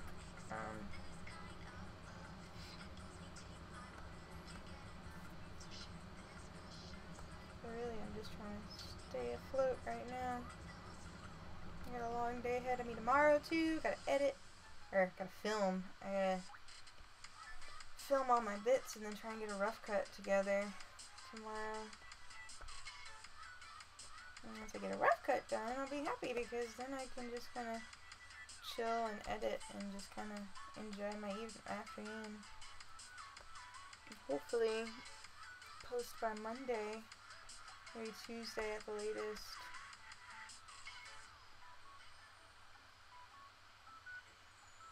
It was that good. It really was that good. 100%. I cannot recommend it enough.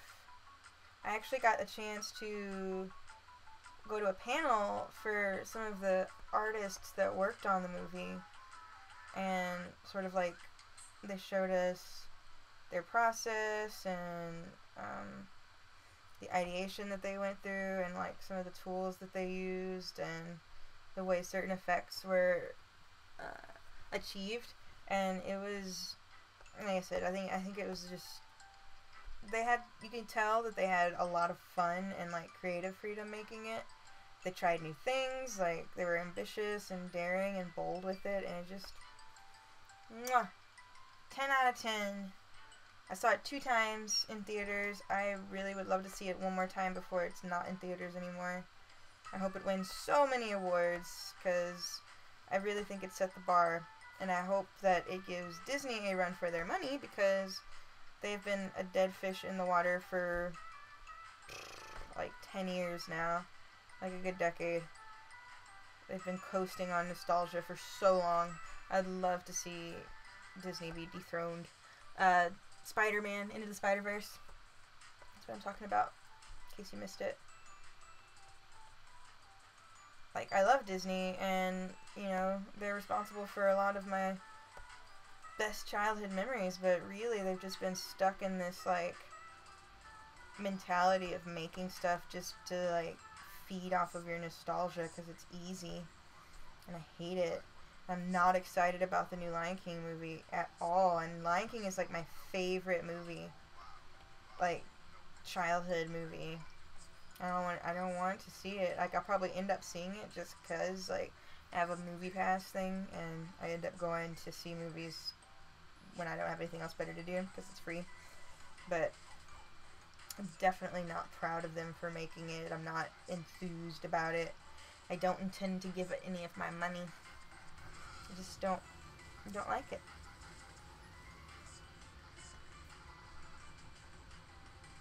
I'm sure there's plenty of people who disagree with me about it, but I don't like that they call it a live action movie when it's very clearly animated, just realistically so. I don't like it. I'm not into it. I do not vibe.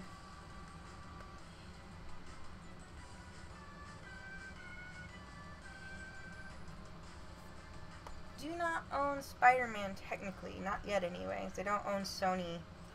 Like, Spider-Man is owned by Sony still, so yeah, they'll be happy from a franchise perspective, but they can't, I don't think they own the rights to that iteration of Spider-Man yet.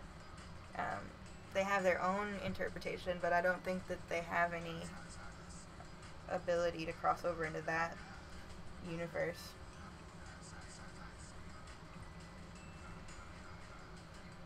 Yeah, man, like,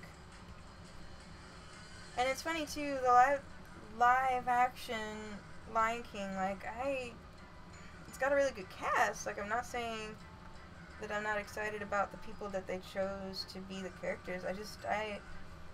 For something like that, I would have loved to see them do something wholly creative with it, kind of like how they did Spider-Verse, you know.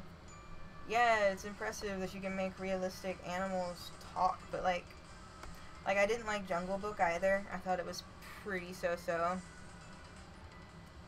Um, oh, you gotta go. Thank you so much for stopping by, though. I appreciate it so much. You were like you were my first person in stream today, so I really appreciate it.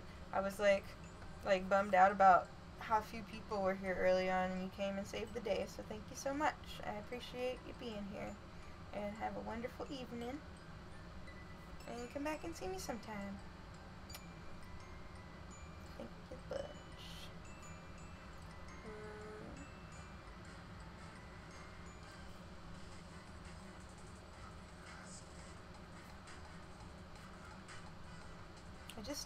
I expect so much more out of Disney, and I suppose that's not, maybe it's not realistic to expect them to deliver, you know, on the caliber that I presume they should.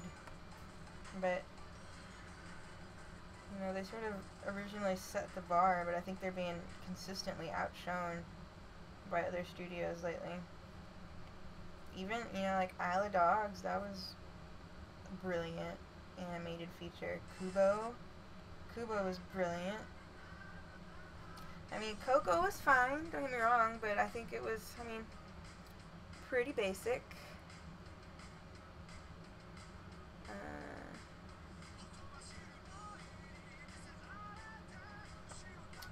Wondering what happened to me from That Guy with the Glasses world. Well, you know, it was one of those things originally where I had to choose between school and making videos, and I chose school at the time. Hindsight's kind of 2020. I sort of, upon reflecting on the world and the way it is today, wish I'd stayed with YouTube videos instead of finishing college, because I think if I had stuck with it back then, I'd be a lot further along in my career on YouTube, but it's fine. All things for a reason, as they say.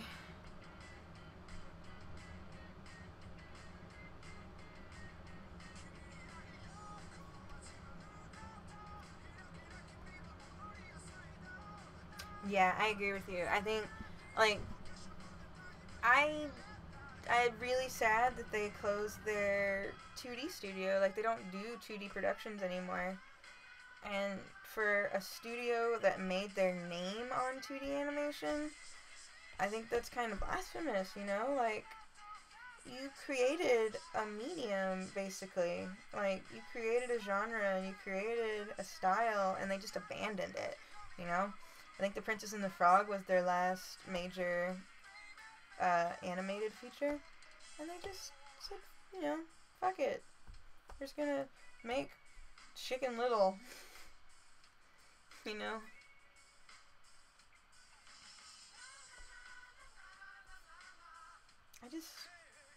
It saddens me that they would go so far as to completely abandon their roots, you know? They don't even, like, do apprenticeships with 2D anymore. Nothing. Nobody learns 2D anymore. Unless you're independent. It's sad because I like CG, and I think CG is totally fine, but I don't think it's a replacement for 2D. I just don't. I think there's ways to use CG in a way that feels a lot more reminiscent of two-dimensional media, and I think that's one of the things I really like about Spider-Verse, is that it is CG, but it is also trying to emulate this, like, visceral, like, there's something organic about 2D animation, or, like, you know, not having everything be fluid and realistic, you know, having that lovely, like, frame rate drop. It makes it feel more real. It makes me sad. It makes me sad that Disney doesn't care about animation anymore. They just care about profit, as they consume every intellectual property that they can that makes any kind of money.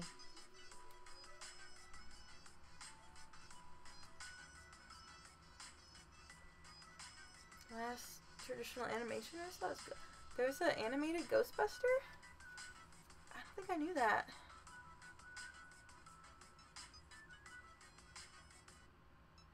Oh, awesome. That's awesome. Is your name Chance, maybe? I have like a real love for animation. Like, I really do. If I could go back to school and do it all over again, I definitely would learn animation. And I took 2D, I took Intro to 2D my senior year while I was doing my thesis, which was real dumb because I never slept. But I really love and like really respect animators. I think animation is one of the most magical ways to create something, you know? Like, filming stuff is great and all, and you can do some pretty beautiful things with cinematography, but there's just something special about people who are able to sit down and, like, frame by frame for days upon days upon days, sometimes years, you know, and, like, just to create this, like, permanent physical thing that, like, just lives forever. And, like, most animation, I would argue, is pretty timeless, you know?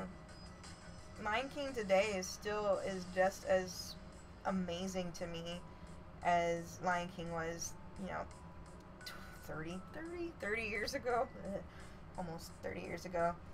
But, like, when you look at something like, let's see, I use Chicken Little because it's like a shite movie. But stuff like that, like, it doesn't age well, it doesn't look good. Even, like, Shrek, the first Shrek movie, it doesn't look good. But, I mean, that's just kind of personal preference. I don't think, like, stop motion and 2D just never stop looking good to me.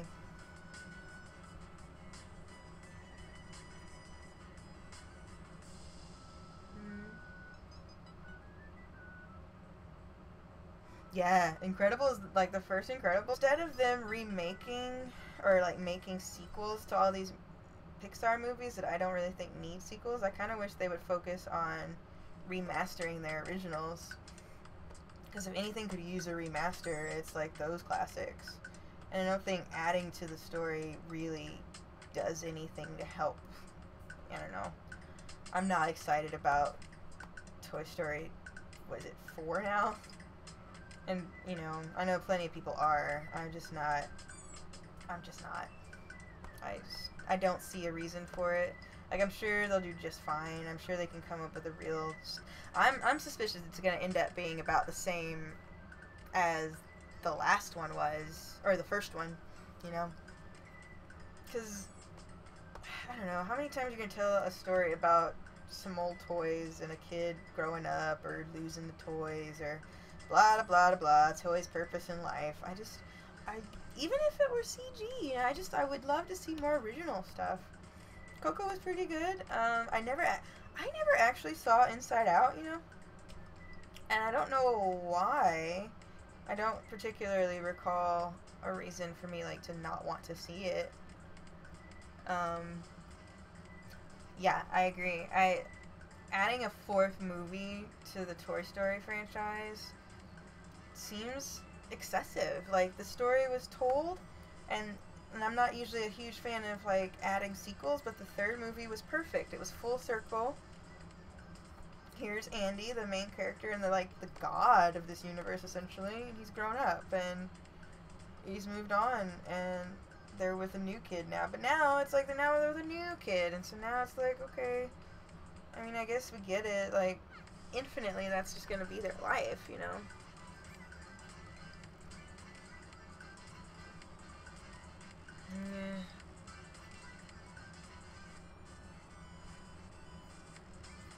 What else didn't I like?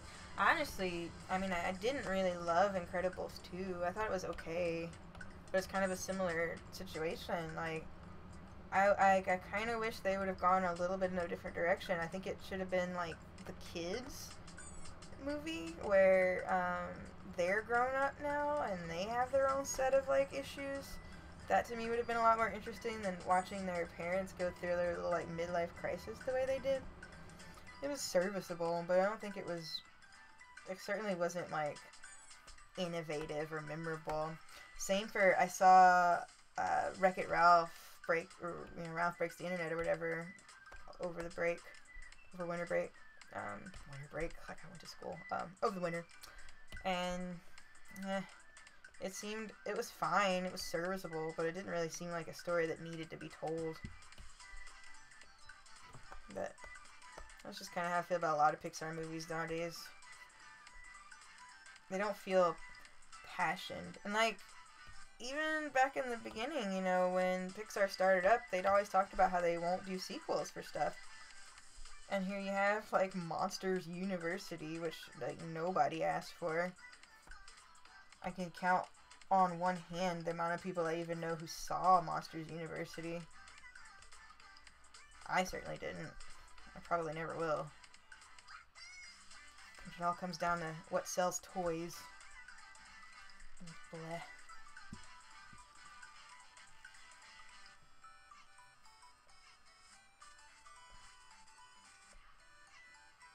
Well, it's coming along. Real close. Real close. Alright, my buddy. It's time to do some details. Some deep work.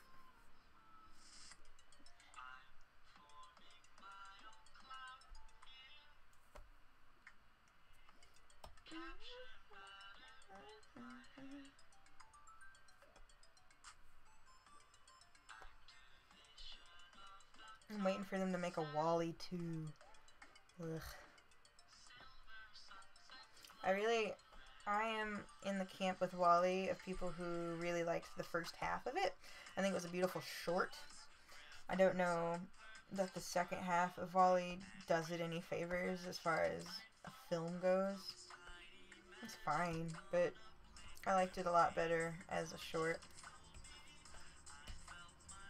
That's just me. I didn't need to see where all the people went. I like it better as a mystery.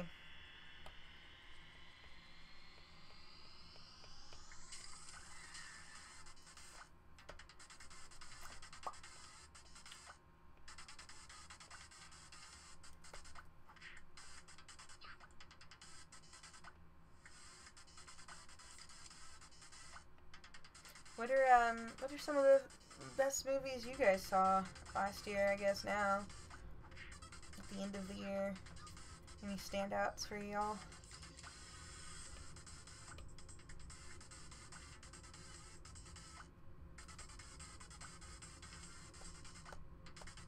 I perpetually feel like I need to sneeze all night.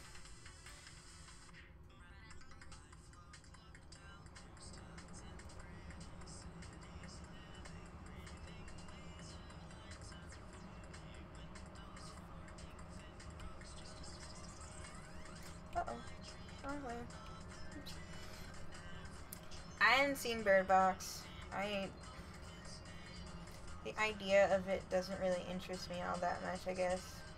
And then pretty much everybody whose opinion I value has said that it's not very good, so I hate to be a person who is swayed by the opinion of others, but a lot of the people that I trust and respect about opinions on films, I trust them for a reason.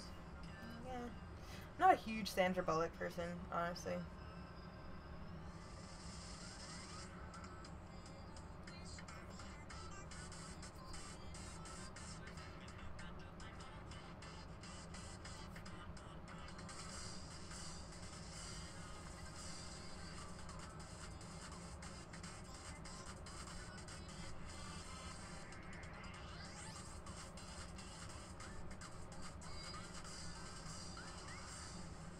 I feel like I have to see Bird Box, though, at some point. Just to say I did. Maybe I don't. Maybe I don't care enough.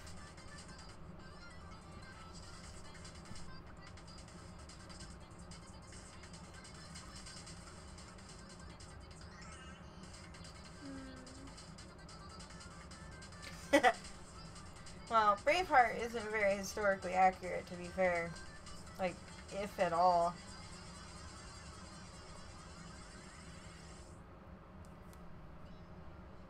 It's a very, very, very romanticized idea of what Scotland was of its time.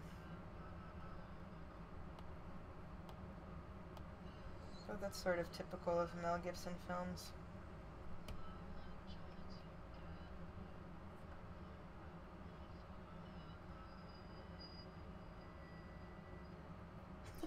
That's all you can hope for. That's very pessimistic. I like to imagine that there's still some good films out there.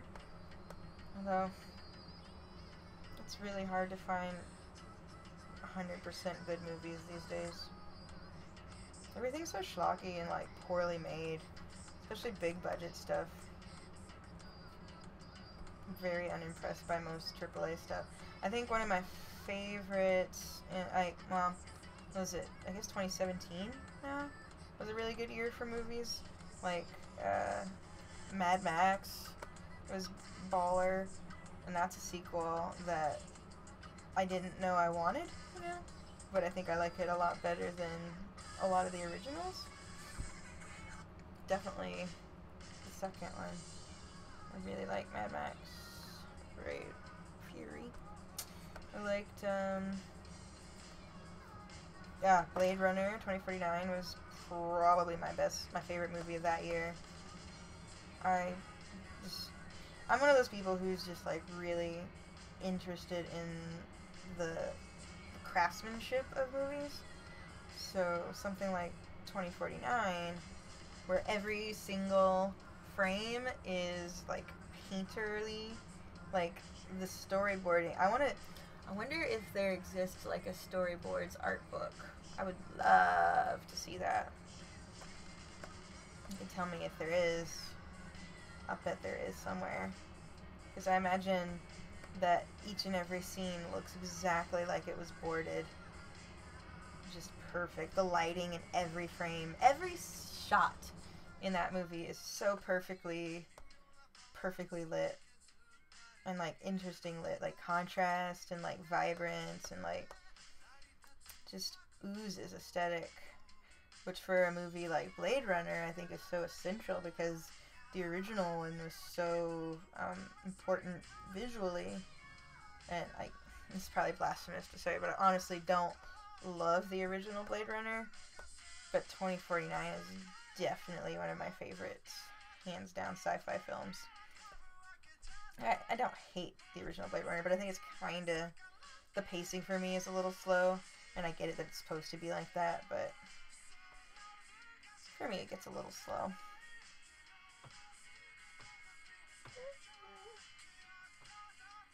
Oh, 100% they storyboard stuff.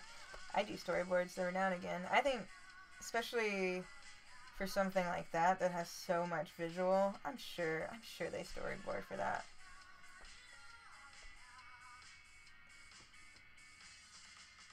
Do you think so? I'd always presume.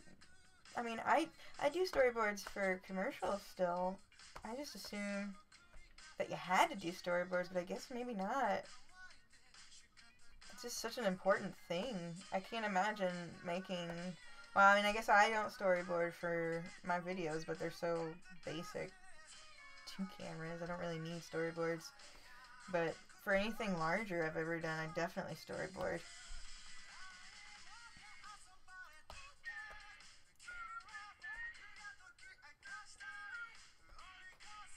I guess it's gone the way of animation.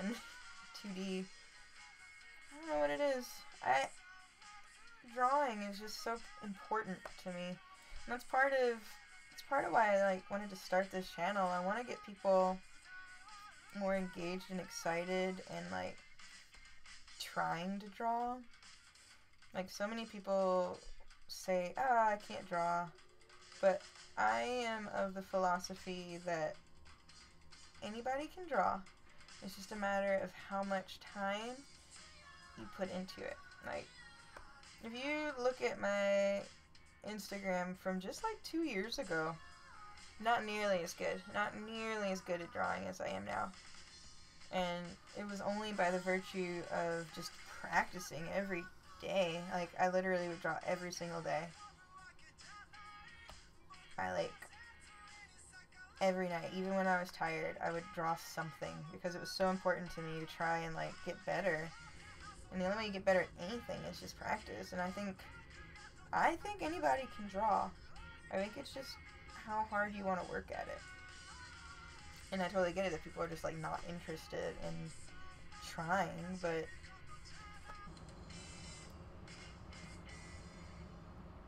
what's skipping? Anyone can cook as well, yeah, I agree.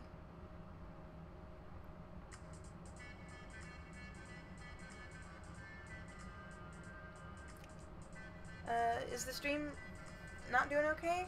My stream health is fine on my end, but let me know, if it's bouncing around. It looks good on my end, but, let me know. Basically, we're pretty close. I'm gonna add some deets now. Shading and stuff. We'll add some fluff. Is it? For real? Seriously? It looks like my little... Okay.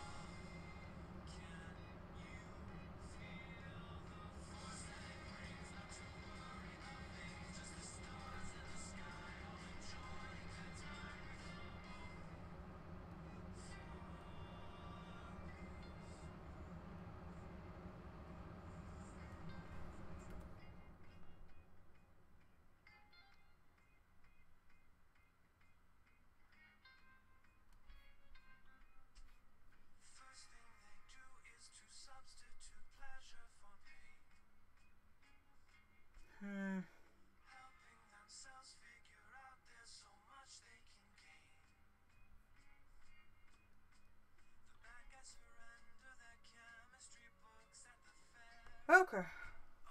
Okay. Sorry about that. I think that my... Slightly. I think my service provider doesn't like me streaming so long. This happened kind of last time, too. I think I'm getting throttled. Which is a bummer. I might have to, it's fucking jittery. Bummer. I'm sorry. Well, if it doesn't get any better, I might cancel for the rest of the day. Like I said, my internet provider, I don't think it likes me streaming for this long period of time.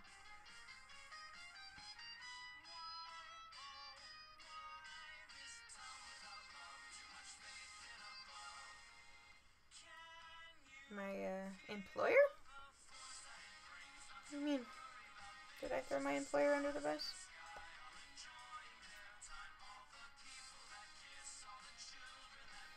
I don't work for Google.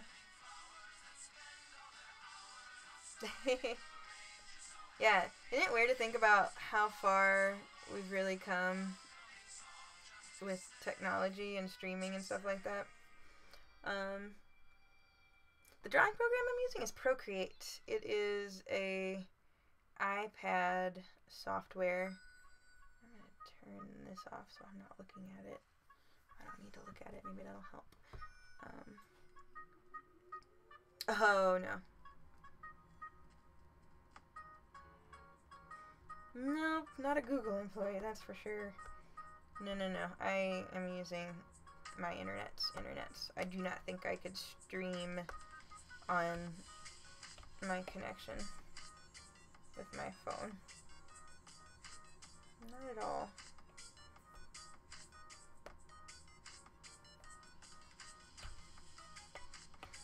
Not till we get to the 5G era.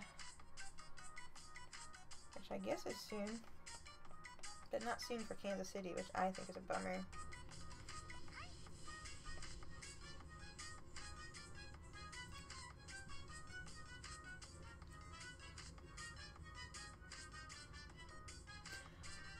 Google used to be really good when they started rolling it out, but I think they kind of Like, I don't think they're gonna do Google Fiber anymore, so they've kind of like dropped caring about it as much, I think. Customer service is still pretty good though. I hated Time Warner / Spectrum though. That one's awful.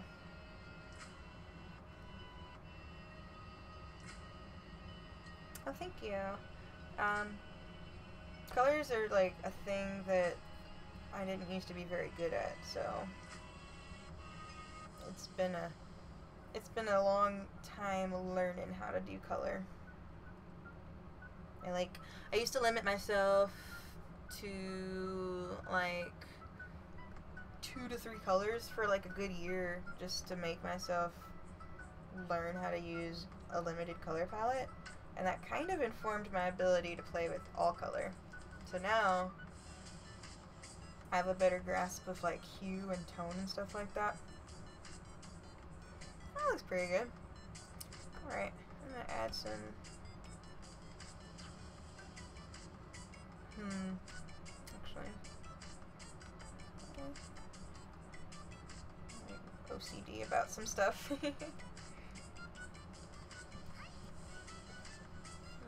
Wireless internet, so don't complain. I mean, gigabit internet, real awesome when it's actually gigabit. I'm also not hardwired. It would probably be a lot better if I could run a Ethernet to my computer, but it's really far away. It's like the other side of the house, so I'd have to come up with a creative solution to get it to my room. And I mean, the Wi-Fi isn't gigabit, but it's pretty good.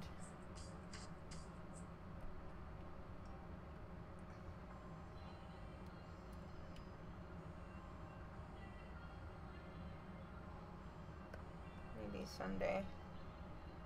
Or I'll move and I won't care anymore.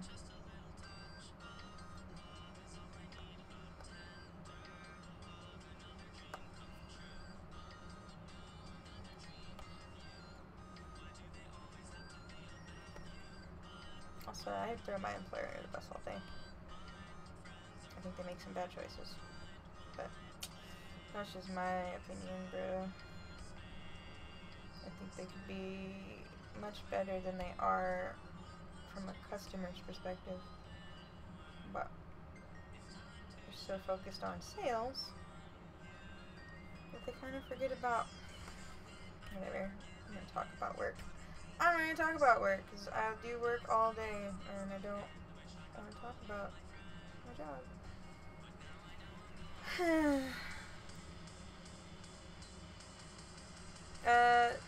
He's not Todd. It's Bismuth, and he's a rude boy. And that's just sort of his thing. He's just a rude boy. He likes to be rude.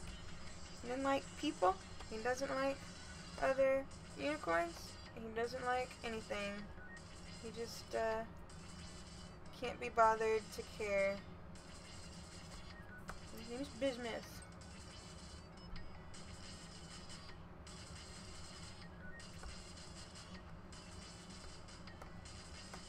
Todd. Does he really look like a Todd?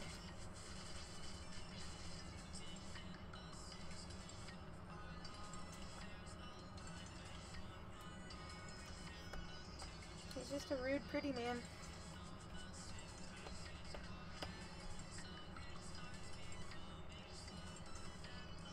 Todd. Todd always makes me think of, Fox and the Hound.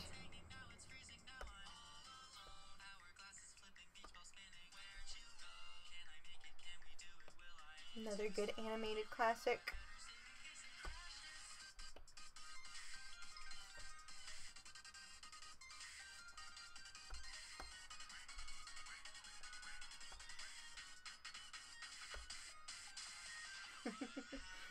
I'm quite happy with it. I think it looks pretty good so far. I'm gonna give him some earrings. Okay, you guys can call him Todd, but just know that that's not what I call him in my heart. He's Bismuth, the Rude Unicorn. It's technically a character that I already do.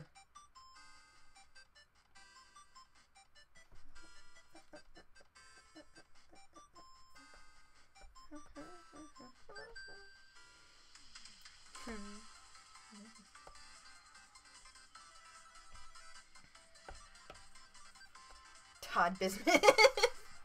I kind of like it. Fine. He's Todd Bismuth. It's like a perfectly, like, it's kind of funny because it's like a really mundane first name for a magical creature to have. I'm Todd Bismuth.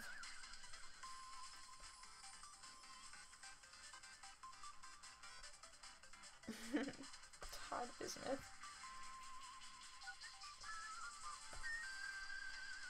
Sorry, I don't know if that's like annoying. I keep zooming in and out. From my perspective, it's super handy. I'll try and be mindful.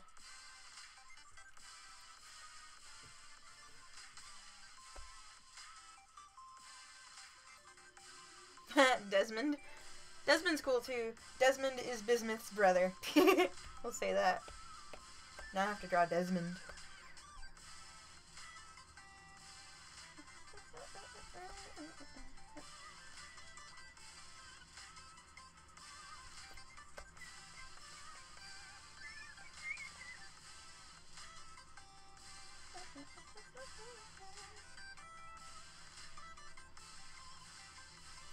This is not quite right. It needs to be more this way.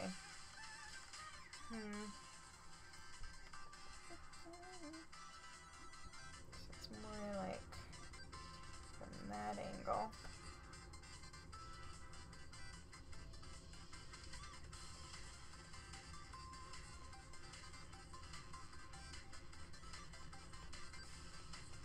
I'm definitely doing some bad business practices right now because you shouldn't be drawing on top of stuff like this, but I get down to a point where I just start drawing over things now that I know the base idea.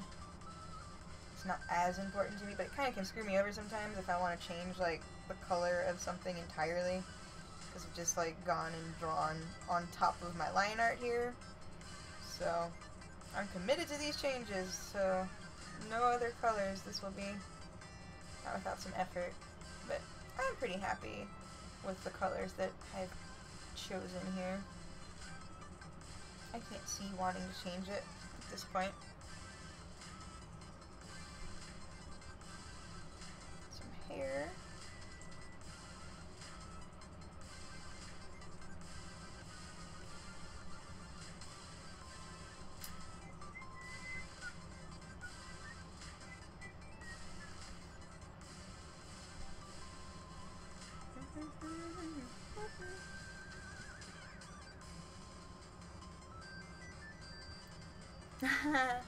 You think so?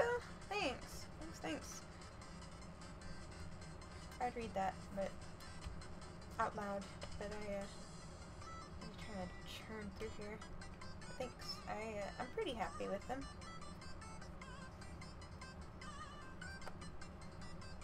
I love doing this part. Details are like my faves. Underneath it.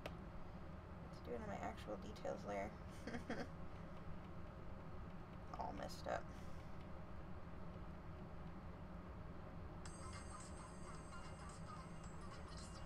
Thank you. You guys. Thank you so much.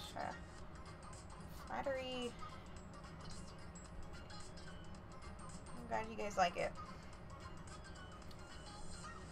I'm glad you guys stuck around too. I was really worried that tonight was going to be a buzz. Like, my first stream went really well, I thought, but after the whole beginning fiasco, I was really worried nobody was going to show up. Yeah, I quite like that. That's quite nice. Okay, I kind of want to give him, like, rainbow armpit hair. I'm gonna see what that looks like.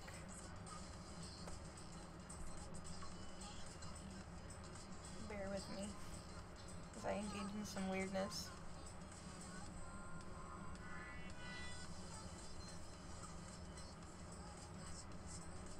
I guess it stands to reason If he's got rainbow,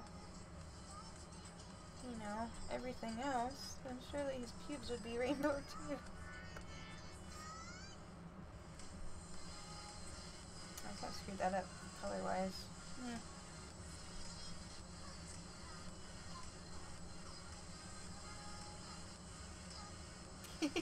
You live how my brain works. That's good, because I don't think that's ever changing. I'm a weirdo to the max. Try as I might to be normal, I am begrudgingly odd. For better or for worse, I am an oddball. And that's okay, I guess. At least somebody appreciates it.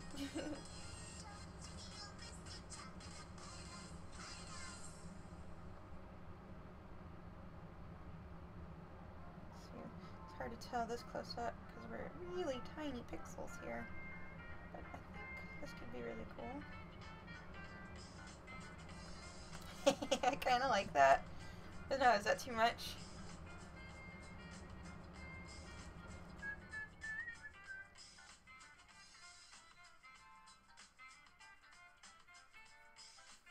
Aw, thank you so much. Thank you so much for the kind words, Chance.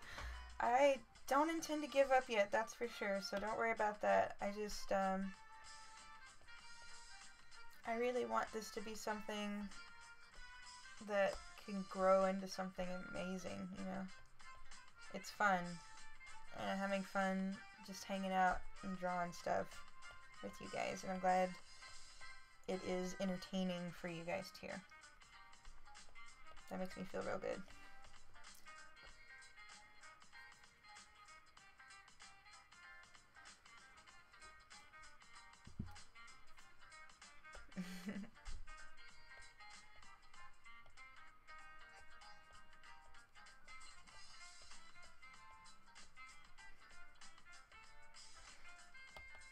It's funny because I'm like wholly just like a really awkward human being when it comes to social interactions, but when I draw, I feel cool.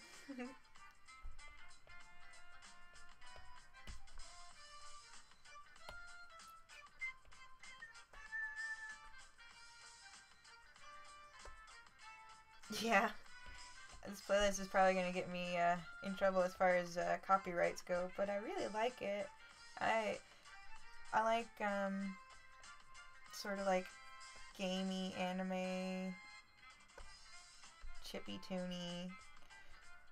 I don't know, this playlist is just really cool. I got it from an even nerdier place originally. I got it, the playlist was recommended to me after listening to the Steven Universe soundtrack, which I quite enjoyed for a while.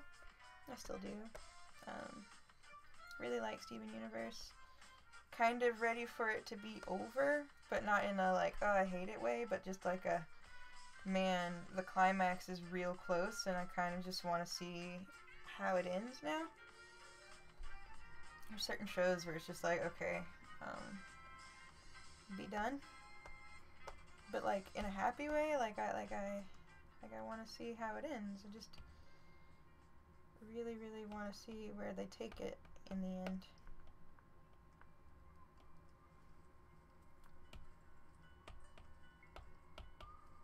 Plus, I like seeing people who do like fan theories be wrong. It gives me the giggles when people can't. When people get it wrong and they get mad, it makes me laugh. It's like it's fine. Like you can't possibly think that you're gonna guess exactly what's gonna go on. Some of the stuff is obvious, but like come on. But I really love Steven Universe, and I think it's one of the better. It sucks that the production seems to be a nightmare. It says like never comes out, but I think it's one of the best made shows in a while. I really liked the new She.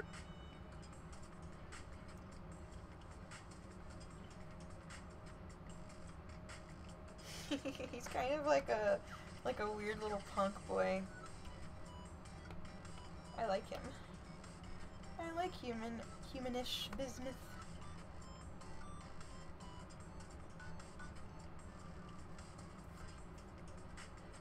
show you guys who this character is a little later once I'm done.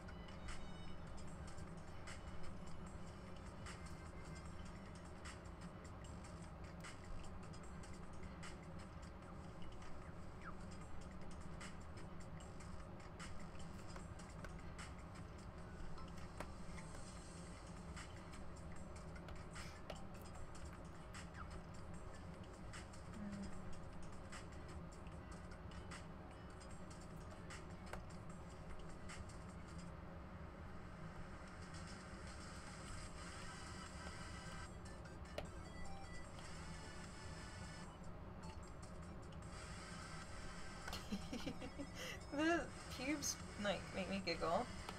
Does it look stupid? I kind of like it, but maybe it's stupid.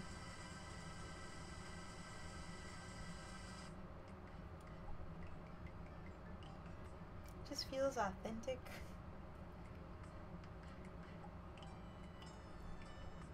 He's just a wild, unkempt, hairy man.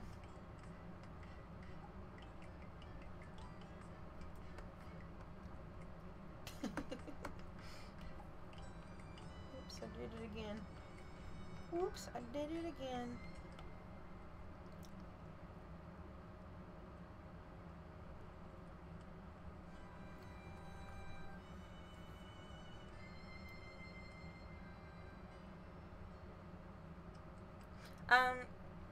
Oh, yeah, that's a good question, Chance. If you've got a mermaid to submit for this week's challenge, you can tweet it at me, at Chrissy Diggs, or you can follow me on Instagram and message me there, either and I will credit you however you want me to credit you, and I will, or you can, I don't know how many of you are from my, the Discord that I play on Cynic Snacks, but,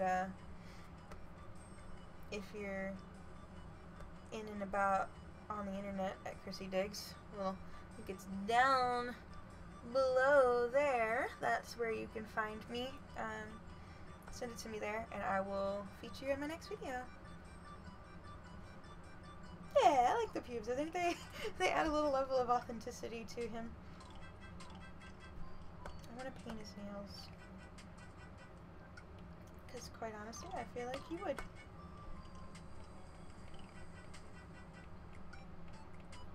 Because his hoofs are pink, so it stands to reason that his nails would be pink.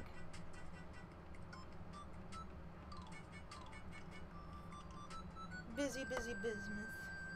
Todd Bismuth. Oh yeah, you can totally send it to Discord as well. That totally works too. However you talk to me, as long as I get it in some sort of relatively high resolution, like it doesn't have to be like 300 DPI or anything, but if it's just big enough to see, pencil's on a low. It's okay. It lasts for a while. If it does die before we're done, it only takes like 10 minutes to charge again, so.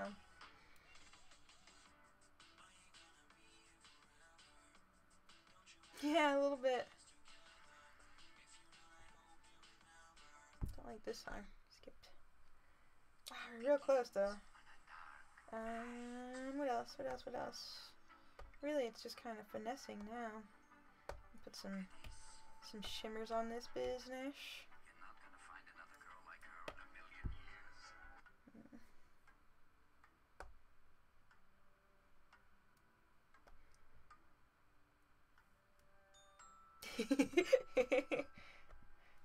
Apple Pen, you must work. There's no rest for you.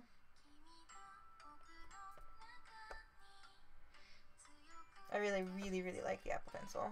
I can't, like, I think there's a new one out, but I think they're not any different as far as pressure sensitivity goes, so I highly recommend getting the newer one, or the older one. The only thing that's different about it is the way that it charges. The new one, I think, has like an inbuilt sort of like, it attaches to it with a magnet sort of a thing, which is nice, but this one's like half the price, I think, and it's totally fine. I will wait until they do something major to it, because, you know, Apple, they release shit just to release shit.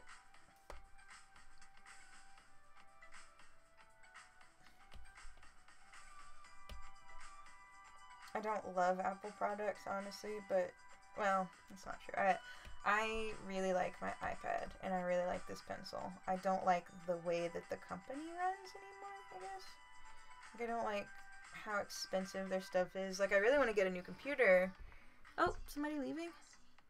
Oh, thanks for stopping by, Chance. I did not see that. Thank you for stopping by, and send me an awesome mermaid, and I will look forward to it.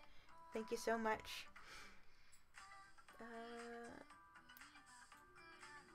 Yeah, double tap to erase is pretty cool, but I have like a little, I have an eraser back on it, on this one, but I think it doesn't work anymore. I haven't really tried to set it up since, because I had a work iPad, and then I switched to buying my brother bought me one for Christmas, an iPad, so I haven't really had time to set up all the functions that I used to have on my old one. I think it still does that on Procreate, but I just haven't had time to set it up.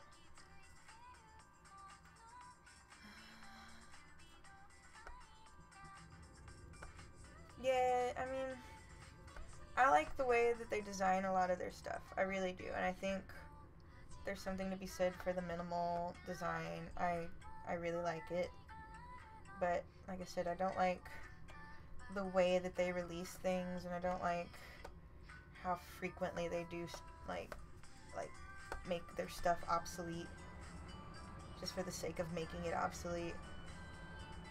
Because oftentimes, like, the difference between the 10 and the 8 is like they did that on like vanity's sake. Like, there's no reason to have made the 8 if they're gonna make the 10. Like, I don't know. Whatever.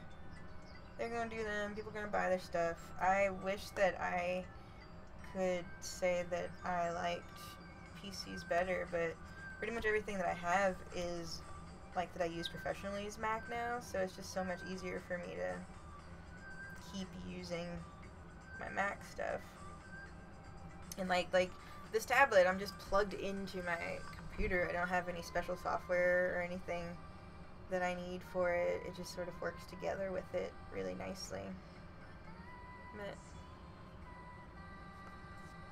oh well, alas.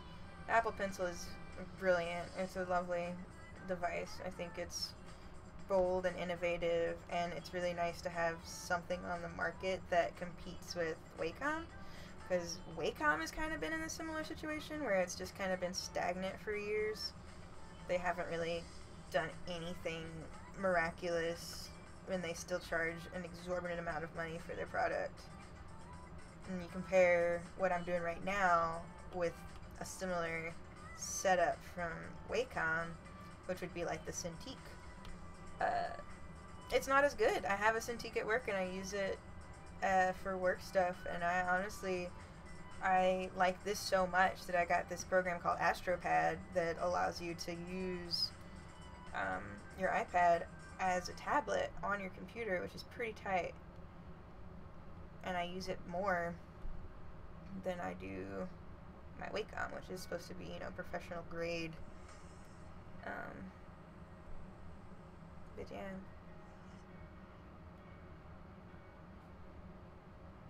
And so yeah, I get it. I get PCs for gaming, but I really don't game on my PC. I'm a PlayStation gal. And I got a Switch too, so I guess I'm a Switch gal.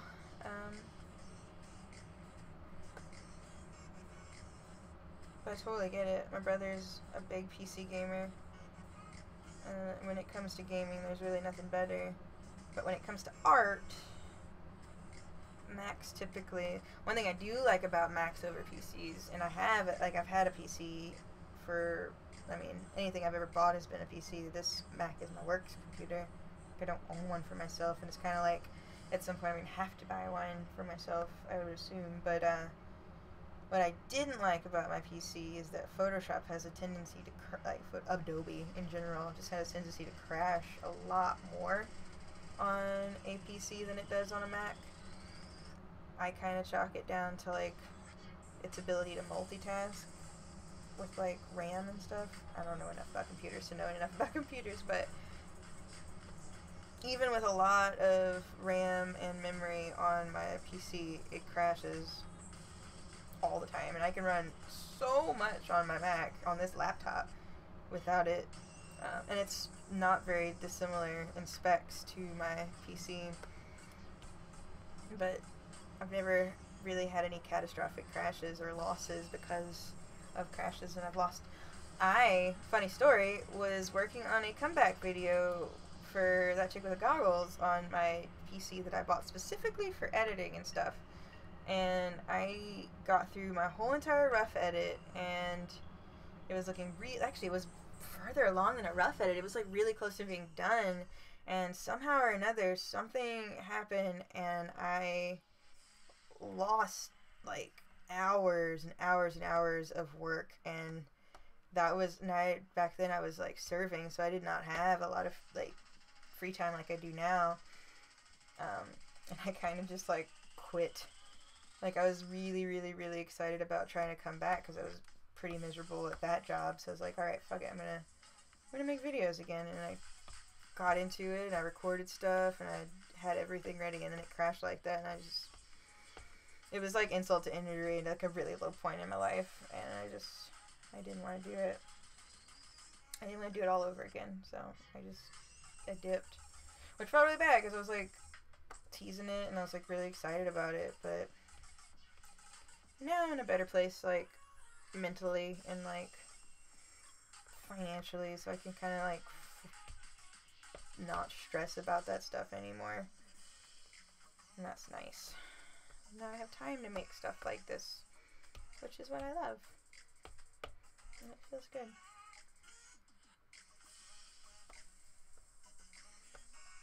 I really like this, actually. I wasn't so sure at first, but I'm into it.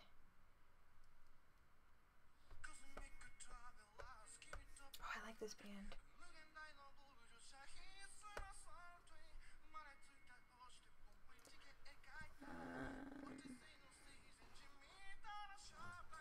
Oh, yeah, my dad is really into Linux, actually. It's fine. I just, you know, honestly, like I said, I'm not that technically inclined, and so when it comes down to like trying to find stuff that's cross compatible or trying to make things work that don't necessarily work on Linux right away, I just don't have the time or like the patience for it. When it comes down to it, I'm just kind of okay with my Mac situation. It sucks because they're expensive, but they work reliably, and I can't screw them up, which is always a possibility with me and computers. I used to get so many viruses on my PC when I was a kid, because I always had PCs until I got this job. Like I said, this is my first Mac ever. People used to make fun of me in college for having a PC. Why don't you just get a Mac? I'm like, wow, gee, I didn't think about that. It's not like I wouldn't want one. My parents couldn't afford one. People in college were such jerks about that. I had a professor just like tell me I should get a Mac when like I had problems with my computer. It's like, yeah, sure, I know that. I'd love to, but unfortunately my mom is dying of cancer, and we don't have money like that, so just rude. People just make fun of me all the time for having a Mac. Or PC, I just remember that. Ugh.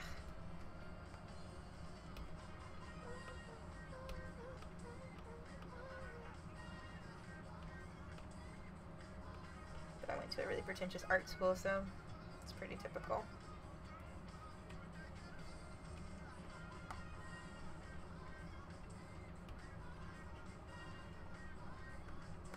Look at this boy.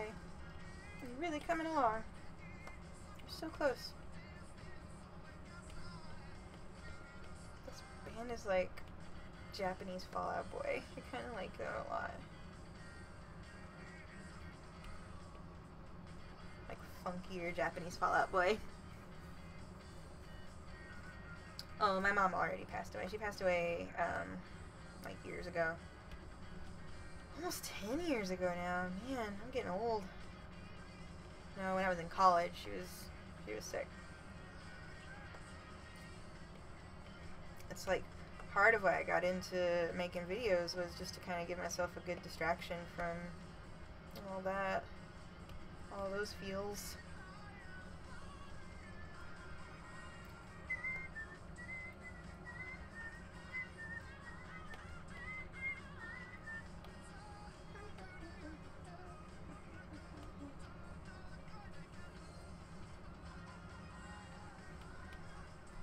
I hope my pencil doesn't die. I'm so close.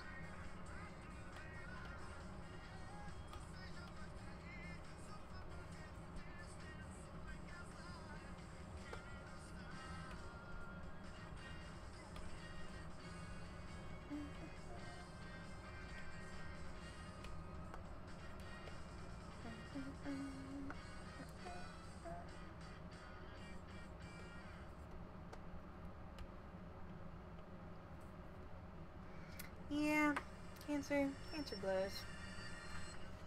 It's the universal equalizer. It was pretty rough. A major factor in a lot of the bad feelings I had around my young adult life. I'm sure partially why I quit making videos too.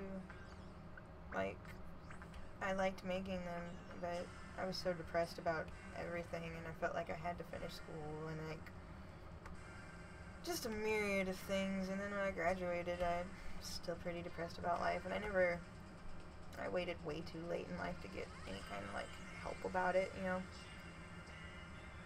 Ah, thanks, guys. Sorry, it is sad, but it was literally like 10 years ago.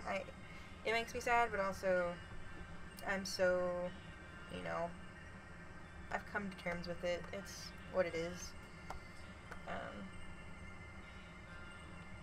It's been so long now that it doesn't really feel like anything anymore, which is kind of weird. Like, there's sadness, obviously, but I now kind of just remember more of the positive stuff about my mom. Like, the positive memories, which is cool. I think just time heals that.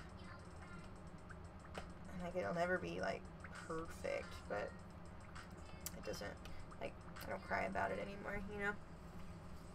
Oh, yeah, for sure. 100%.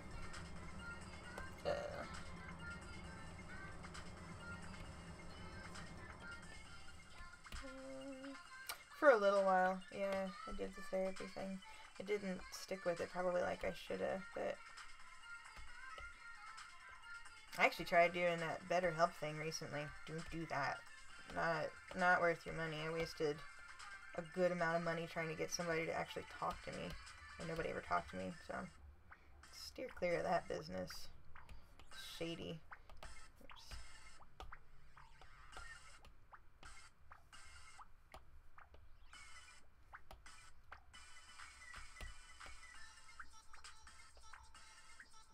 BetterHelp. It was like an online therapy thing that was popular for a minute. Not very good. Mom, information of real fair. I'm sorry to hear that, Cerberus. Yeah, it blows, man. It's amazing and terrifying that something so small and so simple can make somebody, you know, just fall apart like that, you know. I totally empathize.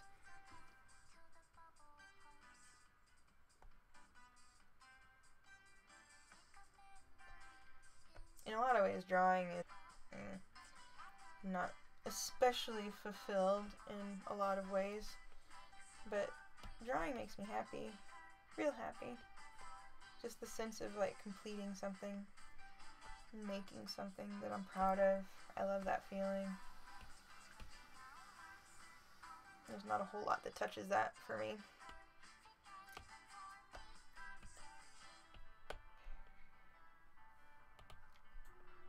do you guys cope with life?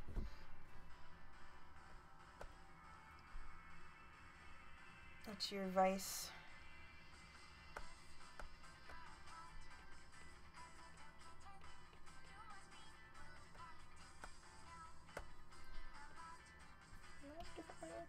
Should probably be.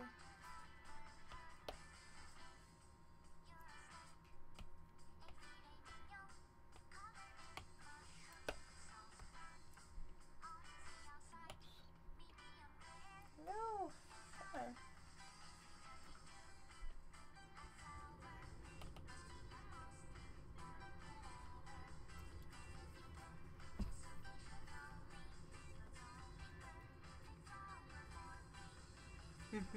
Yeah.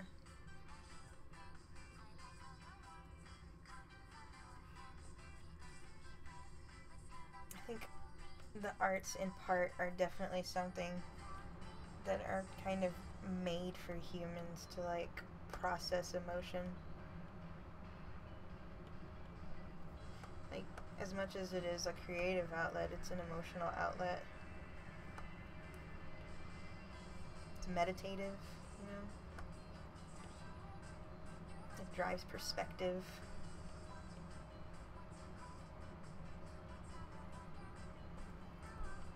I love art. I really love art. Like I said, that's kind of why I'm doing this. I really want to, you know, help people fall in love with art. I want to inspire people. Because other people inspired me so much, you know. I want to give that back.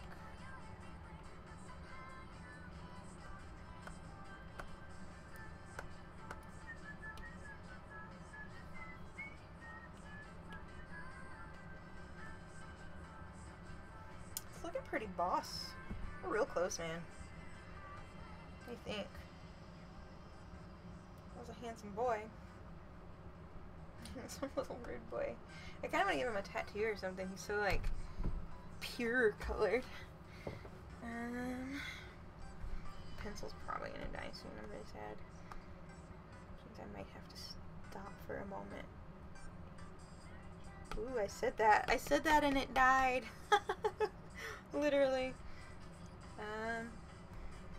Alright, if you guys would bear with me for a minute, I'm gonna charge it real quick and go to the bathroom, and I'll come back and finish this. If you guys want to stick around, if that's cool.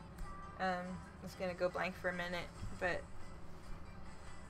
give me like, I promise it'll be fine in like T minus, give me like 5 minutes and I'll probably have enough to finish this, okay?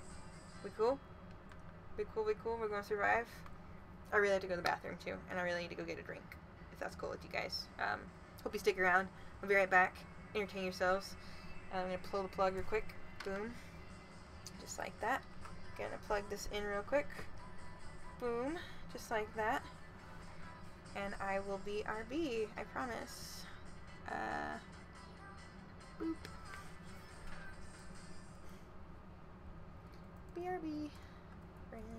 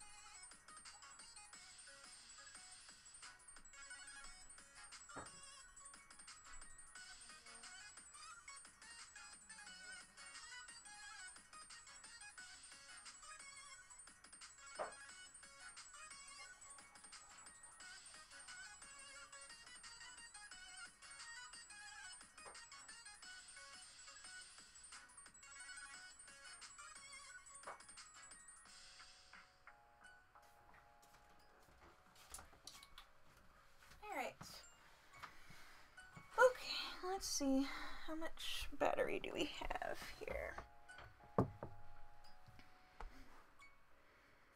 See, already at 20%. That was quick. Another thing I really like about the pencil, it charges fast. Okay, cool. That is more than plenty to finish. It was real close. Thank you for bearing with me. Lovely people. I have returned. Let's put you back in. There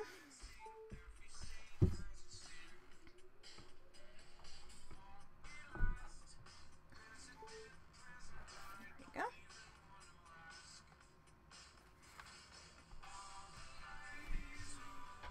Huh.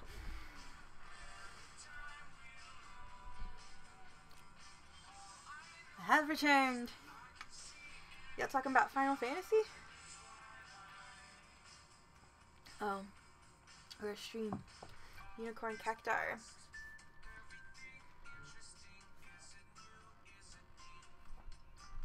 Alright. We are ready. Got 20% battery. Charged real fast. I freaking love this Apple Pencil. It's my favorite toy. I have to buy my own at some point. This one doesn't belong to me. It belongs to my Job.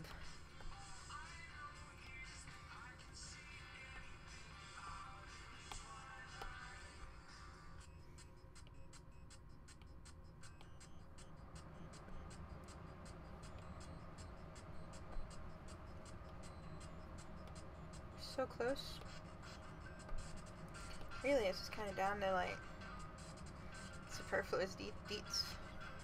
Deets. Stuff to make me happy.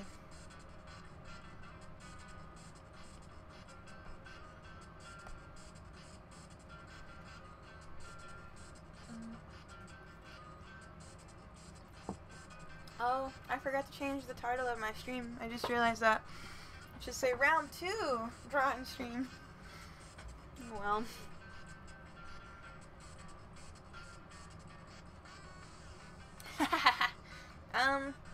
I mean, as far as I'm concerned, it is mine to do with whatever I so desire, as long as I use it for work when I have to use it for work.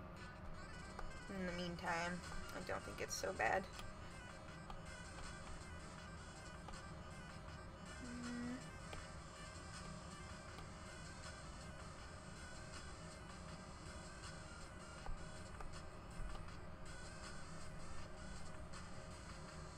I love coloring. I used to hate coloring. I used to dread it. It was my least favorite thing to do, but now it's like my favorite. Because I know what I'm actually doing now.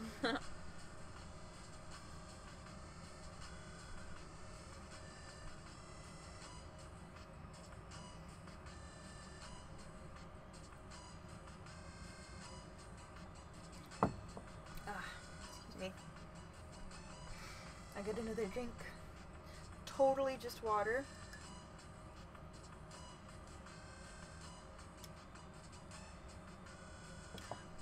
I kind of like him pale. I might put some pink on there. But I tend to not really, like when I color people, I don't really add a lot of variation in color, typically. Like I said, I like to keep a fairly minimal palette. I don't really do much shading outside of solid colors. What music is playing? Currently, we are listening to Ben Briggs' We Could Quest Together on the Fearless Living album, I presume? Oh, it's over now. No, I don't like that one.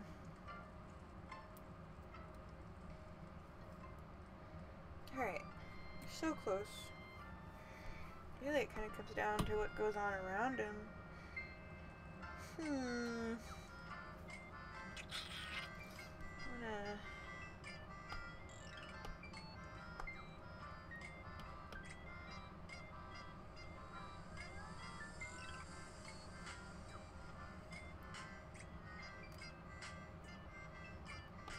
Yeah, he's kind of, like, I feel like he's kind of glam rocky, so I think it's okay if he's a little pale. right? From my perspective. He's kind of like the Axl Rose of Unicorn Centaurs before Axl Rose sucked.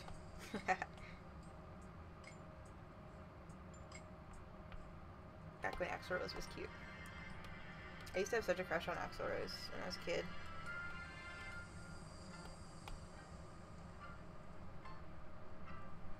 I grew up on like metal. I used to also really like Ozzy Osbourne. I used to think he was extremely handsome, especially young Ozzy. But I've always liked long hair, long-haired boys.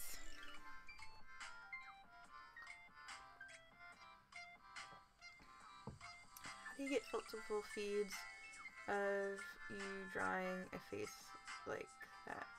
I'm asking because I want to do a live stream of getting tutored in math. Do you mean like how do I have like a drawing window and a webcam window? Is that what you mean? Like I use this streaming software called OBS, and you can kind of set up with as many recording devices as your computer can handle, basically. It's free too. So basically what you'll do is like this frame and like everything around me I designed in Photoshop and like fit to my screen in OBS, and it gives you like options. So for my drawing screen over there, I guess it's backwards, you cut out a little section and you say that this section is for drawing it's from connecting to this iPad. And then this where I am, the webcam, it's its own separate little window basically, and you tell it to stream from your webcam. Yeah. It's really easy to use, it's really intuitive, and there's tons of like YouTube tutorials online about how to use it, but it's called OBS, and it's free. And they have it for all platforms, Mac, PC, and Linux, I do believe. So, check it out. It's surprisingly, it's really simple too, like it's pared down, so it doesn't really eat up a lot of memory while you're running it, which is nice. I quite like it. They didn't used to have one for Mac, like when I first wanted to stream games and stuff, I was trying to use some other streaming app, and it was terrible, but OBS is pretty legit. I don't know anything about any other one, but yeah, iPad just plugs and plays, which is nice.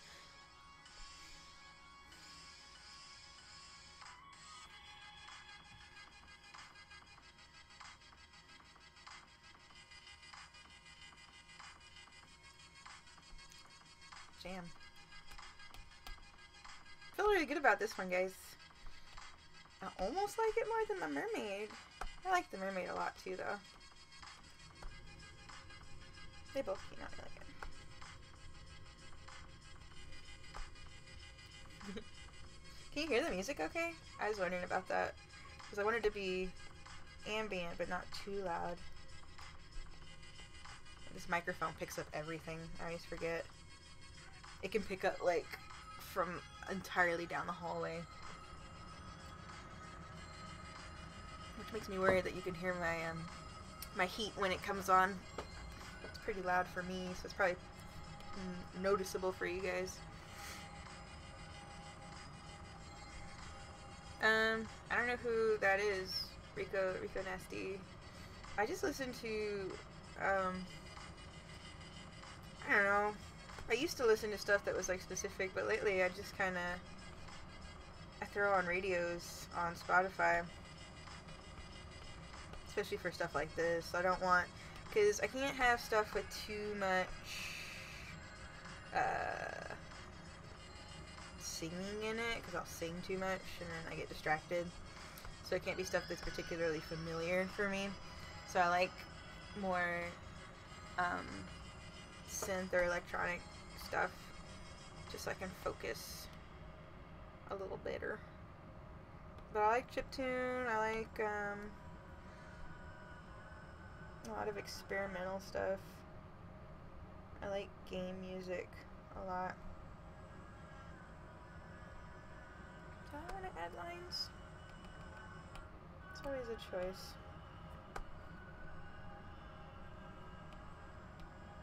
Oh, mono. That's fine. Like, why is it so muted?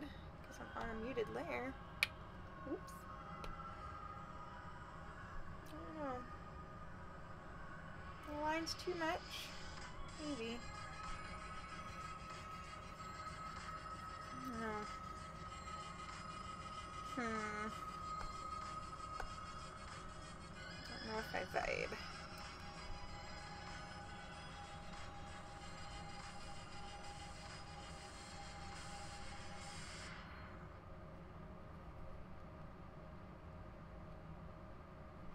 I don't know. What do you guys think? Should I put lines on the petals or should I leave them blank? Are the lines too much, or do you like it just the black on the leaves? I don't know.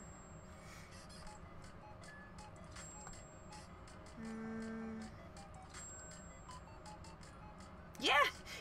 Hey! DQK, you did win. You were the random lucky selection today.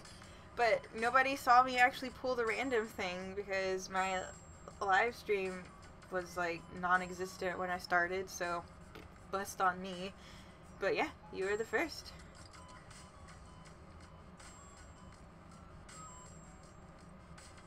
Without lines, with highlight colors. Ah, you know, that might be a good in between. I like that idea. Dead man animations. You get a cookie, metaphorically speaking. Oh, you want to see it? Here, I'll show you the full. Bam. That's your, that is your magical Centauri unicorn. I actually already have a unicorn character named Bismuth, and that's kind of who I'm basing this off of. So, I kind of cheat a little bit, because I had some base character design ideas. Let me give it a new layer just in case, because I might hate it. But I might like it too. Let's see.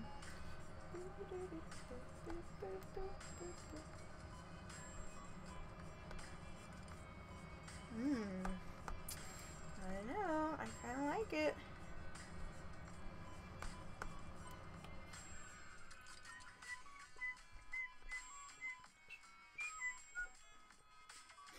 Gaze upon your child, DQK. He is Bismuth, the proud.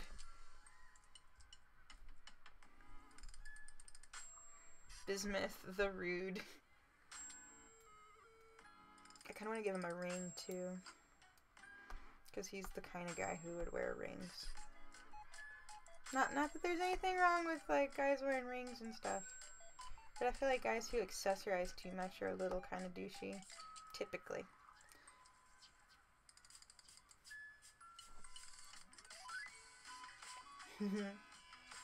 Awesome. I'm glad you like it. Thanks for the awesome suggestion. It was secretly the one I was really hoping I would get, so it kind of worked out. I don't know if I like him with eye shines.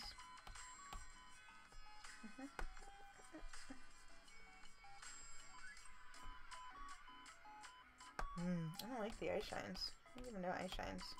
I kind of like the dead eye.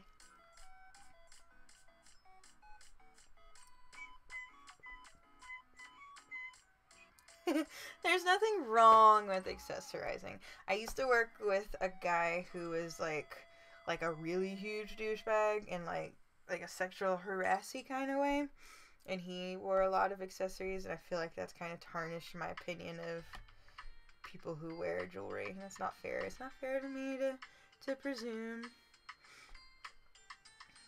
people's personality based on the way they choose to accessorize. You're right. I apologize. Yeah, he was a huge creeper. He actually got fired from work 2 days after I started work It was really funny because I saw him in the hallway and I thought to myself, ooh, I'm probably not going to get along with this guy. He's like chewing his bubble gum really loud and wearing like buckled jeans with like a really obnoxious belt buckle and like rings and stuff like that. And I was like, And then come to find out he did all that stuff, and I was like, wow, I hit that one on the nose. He was a jerk and a horrible person.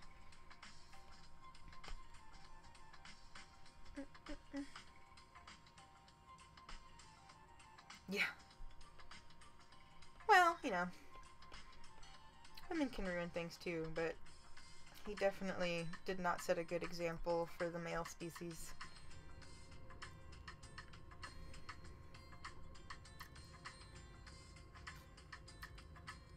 I wish I could have punched him.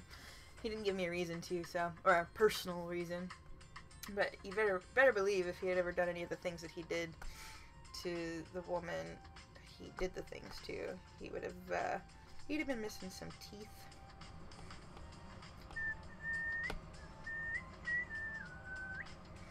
At this point, I'm just kind of fussing. I really like it, you guys. I think it came out really good. I'm always really nervous at first when I start stuff. That it's like not going to be quite what I imagined it to be, but this one really exceeded my expectations.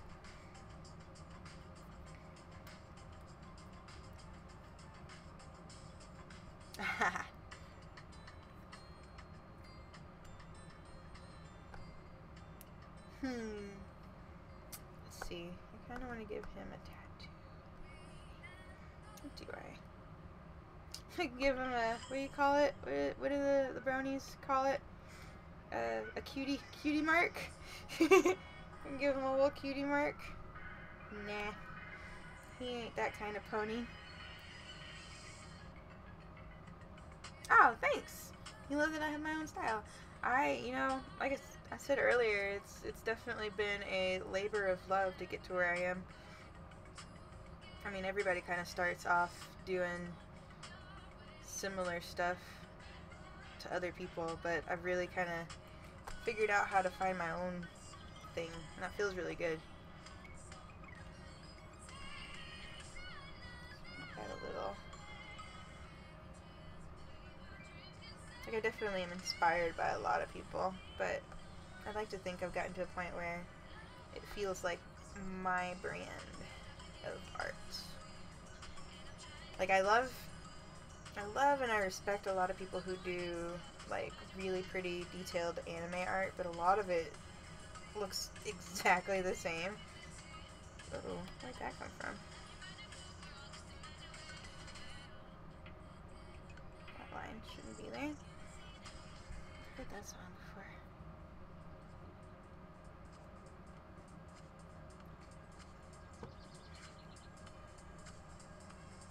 before. This cutie mark is another middle finger.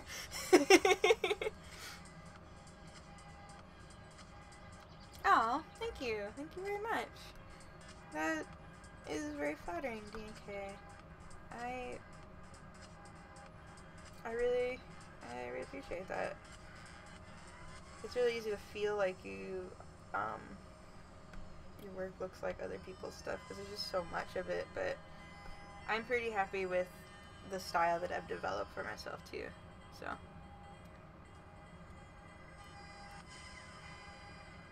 Still anime for like, they do a great job, but you're too comfortable with making the same face. Yeah, like, anime, like, I love anime, don't get me wrong, I really love anime, but there is this definite, like, I think people get roped into the idea that it has to look a certain way, and I think a lot of my favorite anime lately have been series that sort of deviate from, like, the traditional, like, moe, like, pretty, ideal of what anime should look like.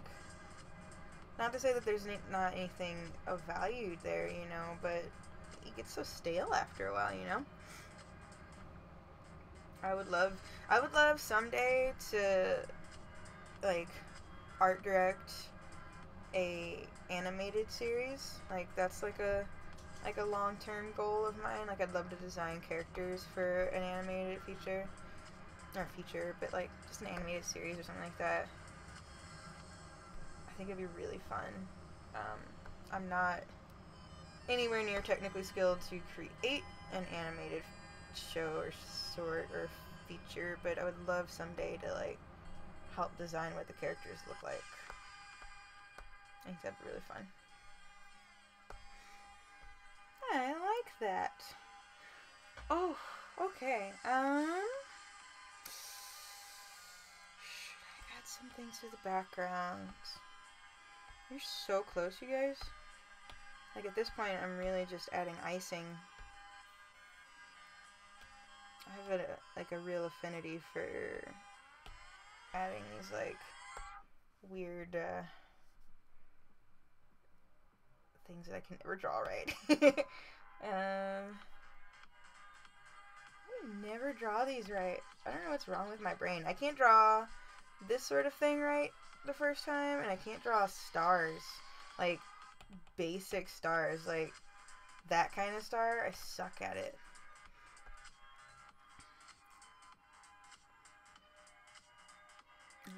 Highly lauded anime titles. This is it. Yeah, 100%. Devilman Crybaby. Anything Studio Ghibli. I mean,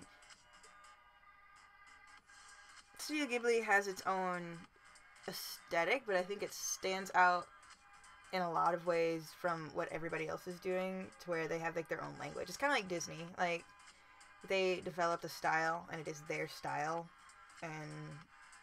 But like when you look at stuff like Sword Art Online and like any of the other basic sort of like traditional animes, like they all have the same kind of eyes and the same kind of hair.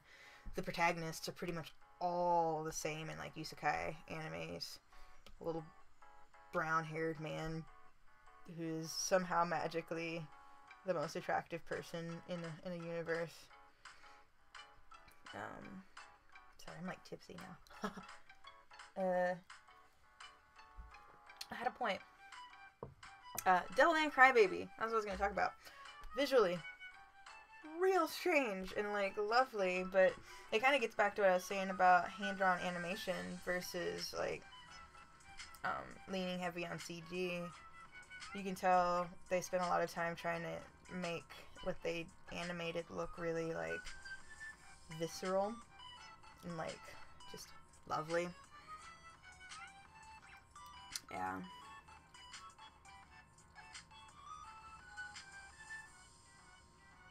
Personally, I love Ghibli, but I lean more towards Laika has been making some really great stuff.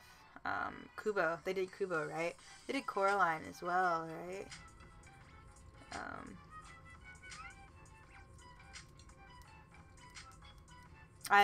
You missed it earlier. I have a real like appreciation and love for stop motion, and I'm hoping to incorporate some into my next video.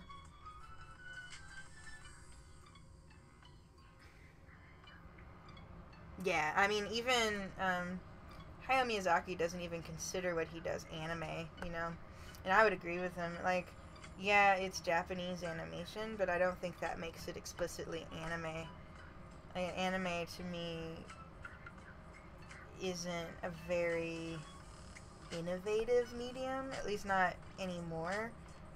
I think it kind of is more like the pop modern, or like the pop of animation in Japan. And I think a lot more of the experimental stuff you wouldn't necessarily call anime. Anime in the traditional sense. That's just me. Anime was a mistake. I think there's some pretty amazing anime that I have watched in my years. I have a genuine love for anime, but there's definitely way more misses than there are hits, especially now with like the internet influencing the way that content is distributed. There's so much anime now than there ever used to be. Like, so many titles get made in a year that it's like next to impossible to see everything in one season, you know? Anime was a mistake. Um, but like, I mean, there's still some gems that come out every now and again amidst the clutter. I really liked Ancient Magus Bride, and I really it kind of felt like obviously from the school of like Hayao Miyazaki in like world building and stuff like that. But even that kind of delineates from what you'd call like a typical anime. Honestly, I think. Um, did anybody see the extraordinarily disappointing sequels to Furikuri? Because those were really disappointing. Hey, that's what I said too. Ancient Magus Bride. I really liked it. Attack on Titan is pretty good. I think people were really excited about it in the beginning. Like, I think it's kind of overhyped.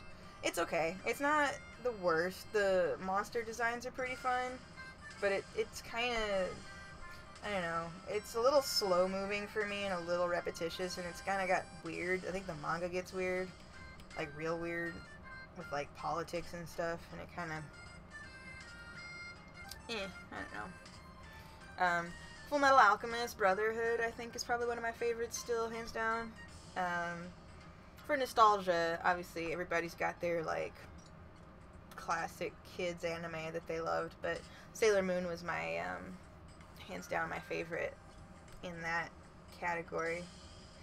I don't know if I like those. I don't know if it means anything else. Maybe flowers? Maybe some extra flowers? Maybe that's the thing.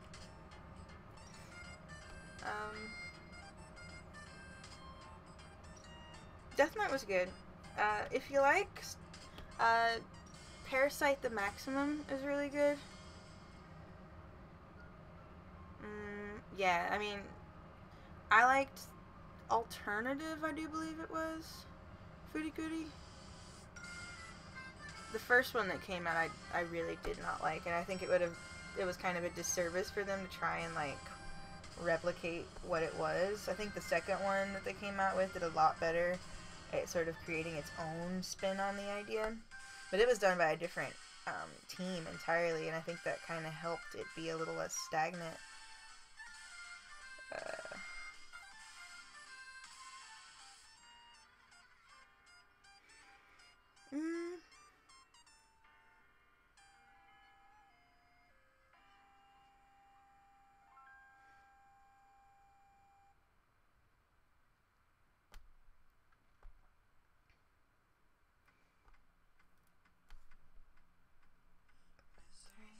Focus for a second.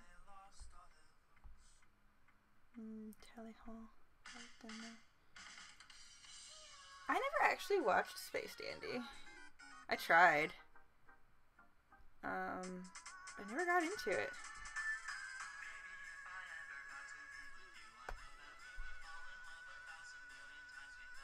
I don't know why.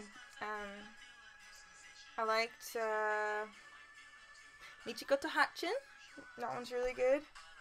It's kind of it's by the same people who did Cowboy Bebop, or one of the same people. I forget her name, but it's like her first production. And it's like set in Brazil, and it's really cool. The music's really like yummy.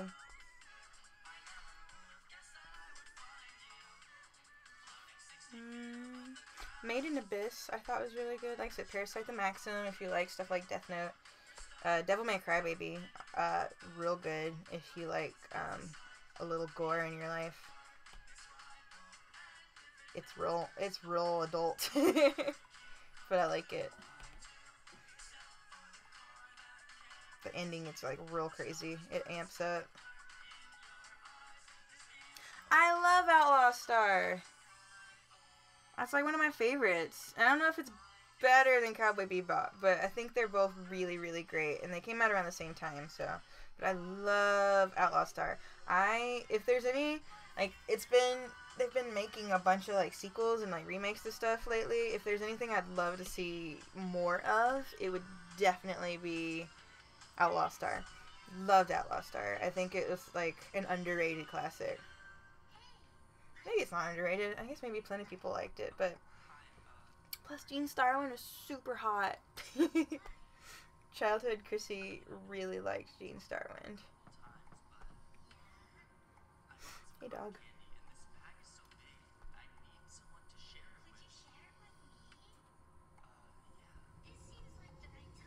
Yeah, Aisha is pretty annoying.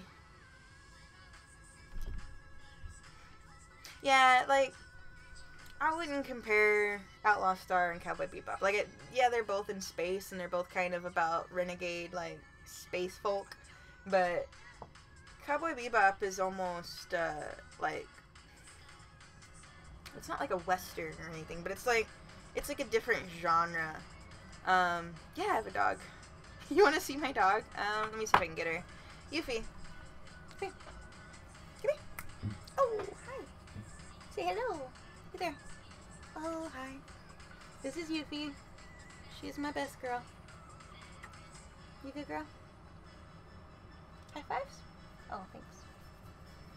Oh. That's Yuffie. She's best girl. Alright, you can get down. What are you looking at? Oh, you can't have that. That's mine. Okay, I say hi. Oh, God. Okay. That is my dog. Her name is Yuffie. What are you doing? Get down. What are you trying to get at? You know my Pashimara? You can't have that. That's not a toy. It's not for you.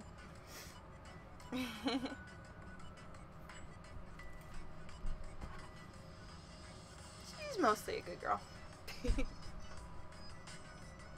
Is named Yuffie. Yep.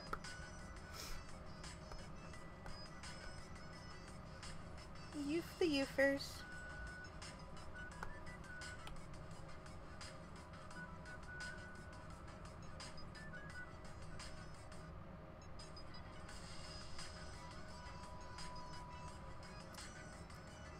Trigun's pretty good.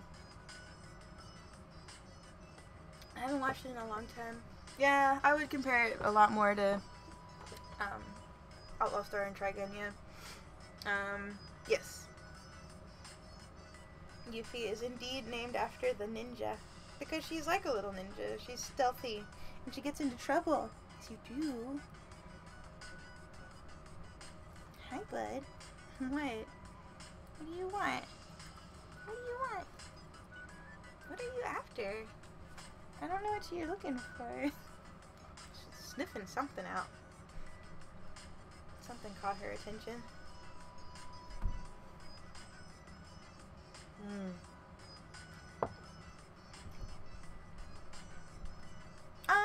I mean, she calls herself a ninja.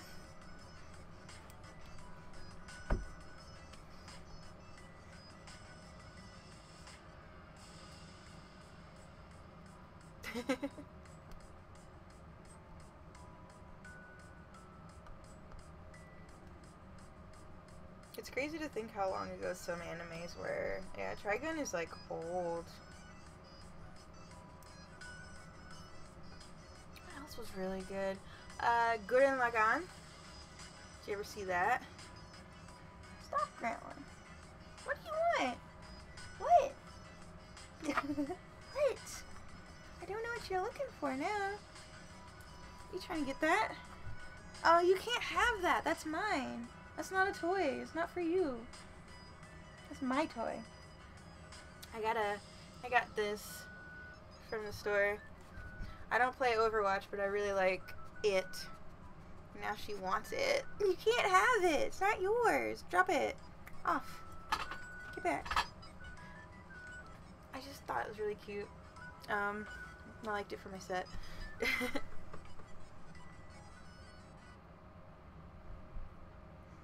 think it's called a Pashimara? I don't know. I don't play Overwatch. I don't play anything online. Because I suck at games. And I don't like getting beat by children. Excuse me. Gurren Lagann is a classic.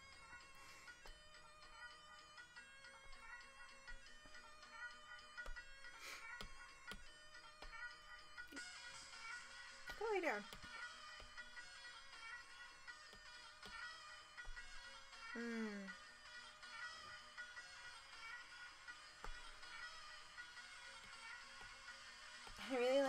Fruits Basket.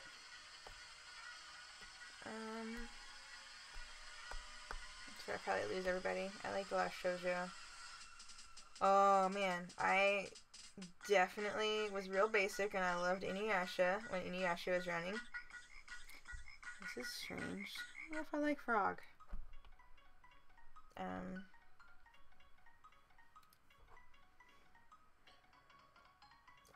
Never watched Naruto. Couldn't do it. I did not believe it. Just didn't. I've never watched Naruto. I've never watched Fairy Tail. I've never watched One Piece. Mostly because those are like so long now, where like the idea of starting watching them, it's overwhelming. Yu Yu Hakusho, I love it. It's on Hulu right now, I think. I started watching it. I need to finish it. It's like not the dub, so it's like hard for me to. I like another blasphemous thing. I like watching dubs only because it gives me an opportunity to binge watch anime and draw at the same time, so I don't feel like I am not wasting time, but like, you know, I feel like I'm, I guess not wasting time, because binging anything is kind of a time sink, but if I can do it while I'm being productive, I feel a lot better about it. So I'll watch dubs just so I can do two things at once. I don't know. Did you know that they're remaking Fruits Basket to the end this time, and not with like a weird fake ending? I'm really excited about that. Love Fruits Basket. I read the manga to the end, and it gets so dark. I'm really excited to see how they interpret the rest of it.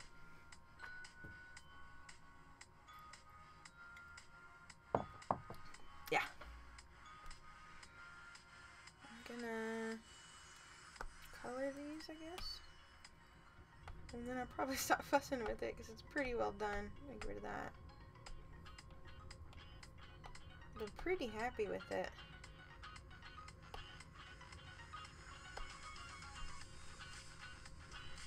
I'm also having fun with you guys, so I'm glad you guys decided to stop in and like watch me tonight. I was real worried that nobody was gonna show up. For a while it was just like one person, which is totally nice, but it's more fun if everybody's talking and stuff. This is more than the first time, so this is even better. Maybe the next time will be even better.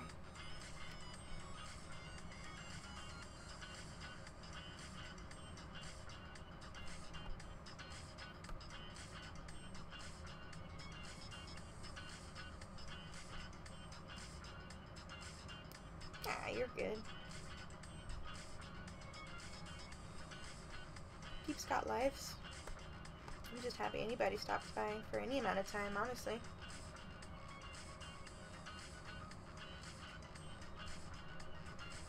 Last time, Pa showed up for a little bit, and that was really cool. It's been nice. I've been getting a lot of, like, side promotion from, like, cool kids like Guru Larry and, Linkara. Old friends. Helping a sister out. Really feel loved. It's nice.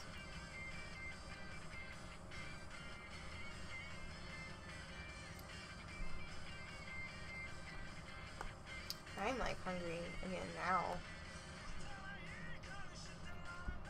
I really like this band. They're called Bradio?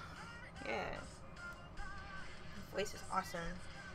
I'm really sad. They're having a show in Japan, like a week after I leave Japan. I was really hoping to see some good live music. Yeah, you can sub to my old channel. As long as you're subbed to this channel, I don't really care. I probably won't post anything content-wise there. I just use that channel now for all the stuff that I've, you know, like, subscribed to myself. So, feel free. You don't need to sub to all of my channels. This is the main channel for all intents and purposes from here on out, as far as content goes, so. You are no longer bound.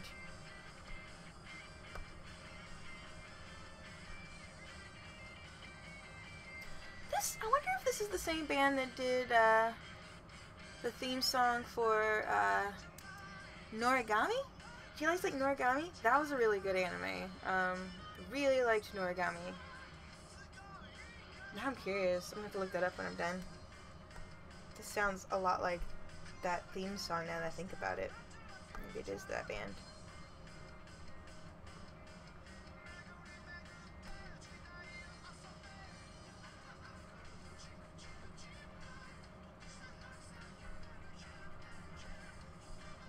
Yeah, the flowers hit the spot. I agree.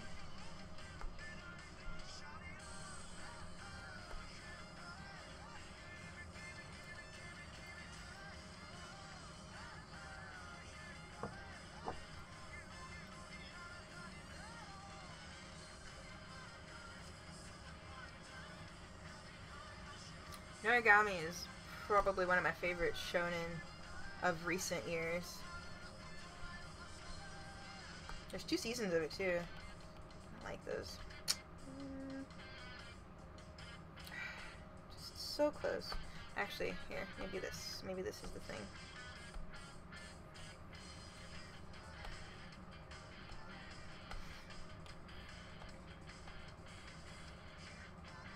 I really like, not J-pop, but like Japanese music. That's one of my nerd things.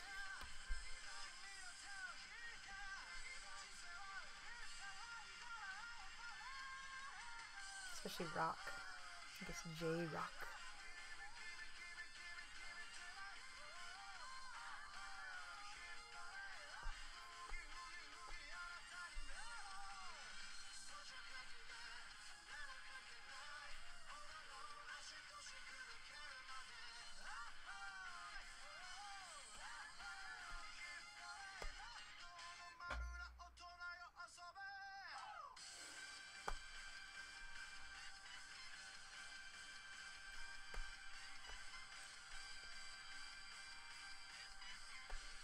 Sorry, I could fuss with this forever. It's just like always so close. There's always something I feel like I can add to something when I'm drawing.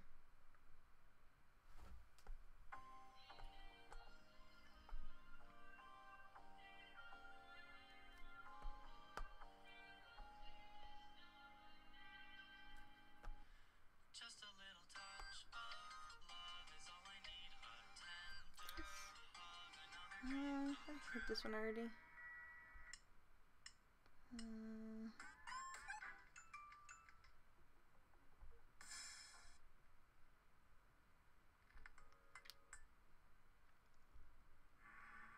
I like this one.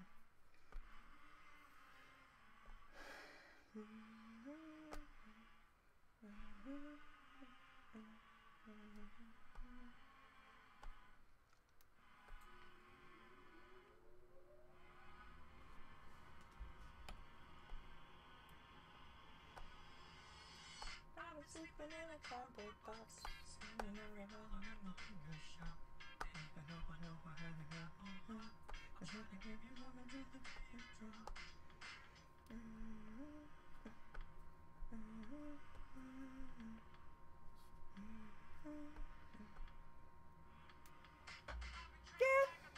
Yeah. I love that he's just like this dandy with like all these flowers, but he's such a rude boy.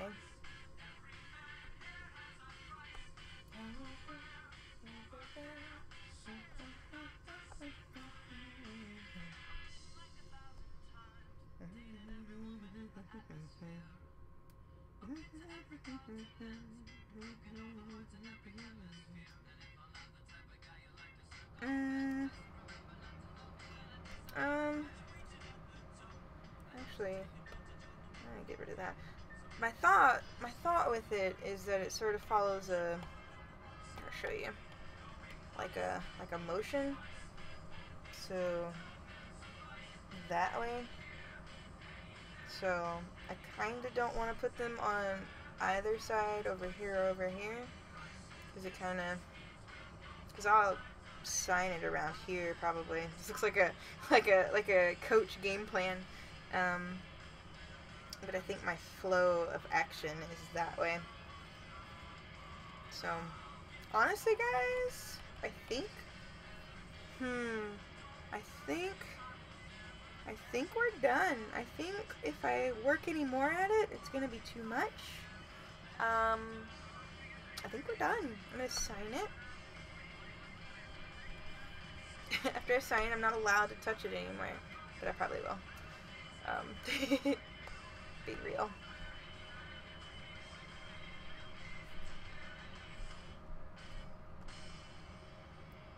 You can't really see a nail. Let me go with white.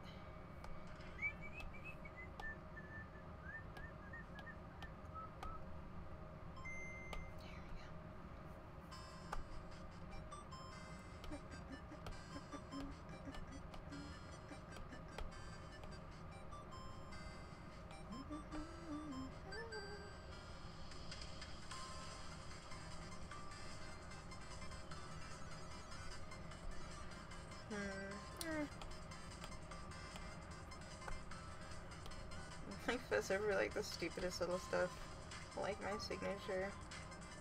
Down. Okay. Yeah. Well, you are gonna go just in time for me to be done, Deadman Animations. Thank you for stopping by. Yeah. I think that's that, guys. What do you think? Yeah. That's my boy.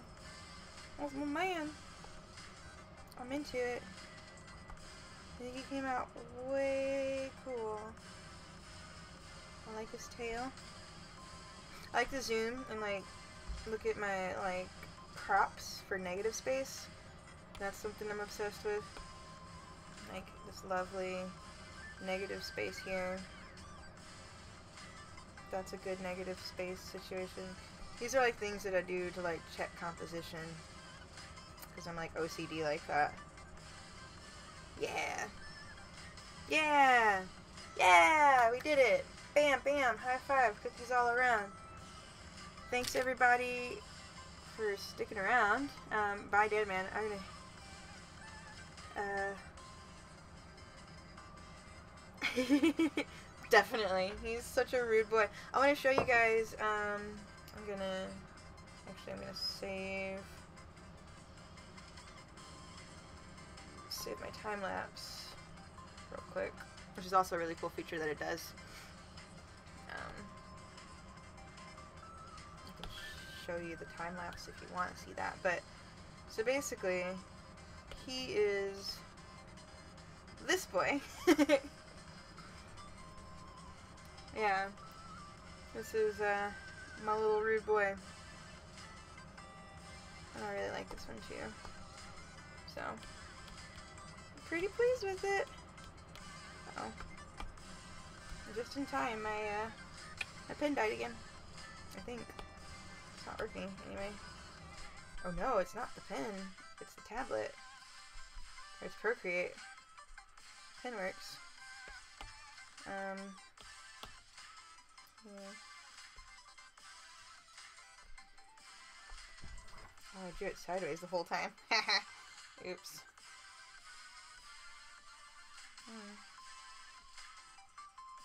Apple TV. I don't have an Apple TV. I don't know where that's playing at. That's weird. I don't know where it's playing. I guess it thinks I'm on Apple TV. Oh, is it playing up there? Oh, it is. Okay. I can't see it. Huh. Sideways. Hold on. I want to play it. But I want you to see it the right way. Okay. There we go. Maybe not. That's still crooked. Dang. Well. That song is Snail House, Pixel Galaxy.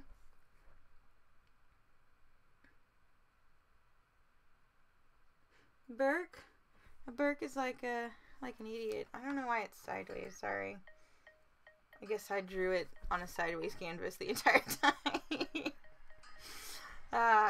Well, anyway, I won't show you that because you gotta wait for the actual video. But anyway, that's that, guys. I think I'm done. It's been super lovely hanging out with y'all. I'm very happy that you decided to stop by. I finished another drink. Which means I'm going to sleep fantastic tonight.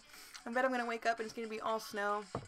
It's been snowing nonstop since I got back from work, so I'll be really interested to see what it looks like when I wake up in the morning. But yeah, thank you all so much for stopping by. I had a lot of fun drawing with you guys, and I hope that you'll stop by next week. Don't forget, if you're doing mermaid submissions, send those to me before Monday. However you want to send it to me, it's totally fine. Not picky on that. Good. I'm glad you had fun. Don't rub it in. What, did I get to sleep or did I get snow? I'm not really excited about the snow. But yeah. Alright. I love y'all all. Thank you so much for stopping by. I am going to go to bed so that I can wake up in the morning and edit and shoot and stop motion and make awesome magic tomorrow. So, thank y'all so much. Much love. I'll see you later. You don't want snow. Snow's terrible. Goodbye.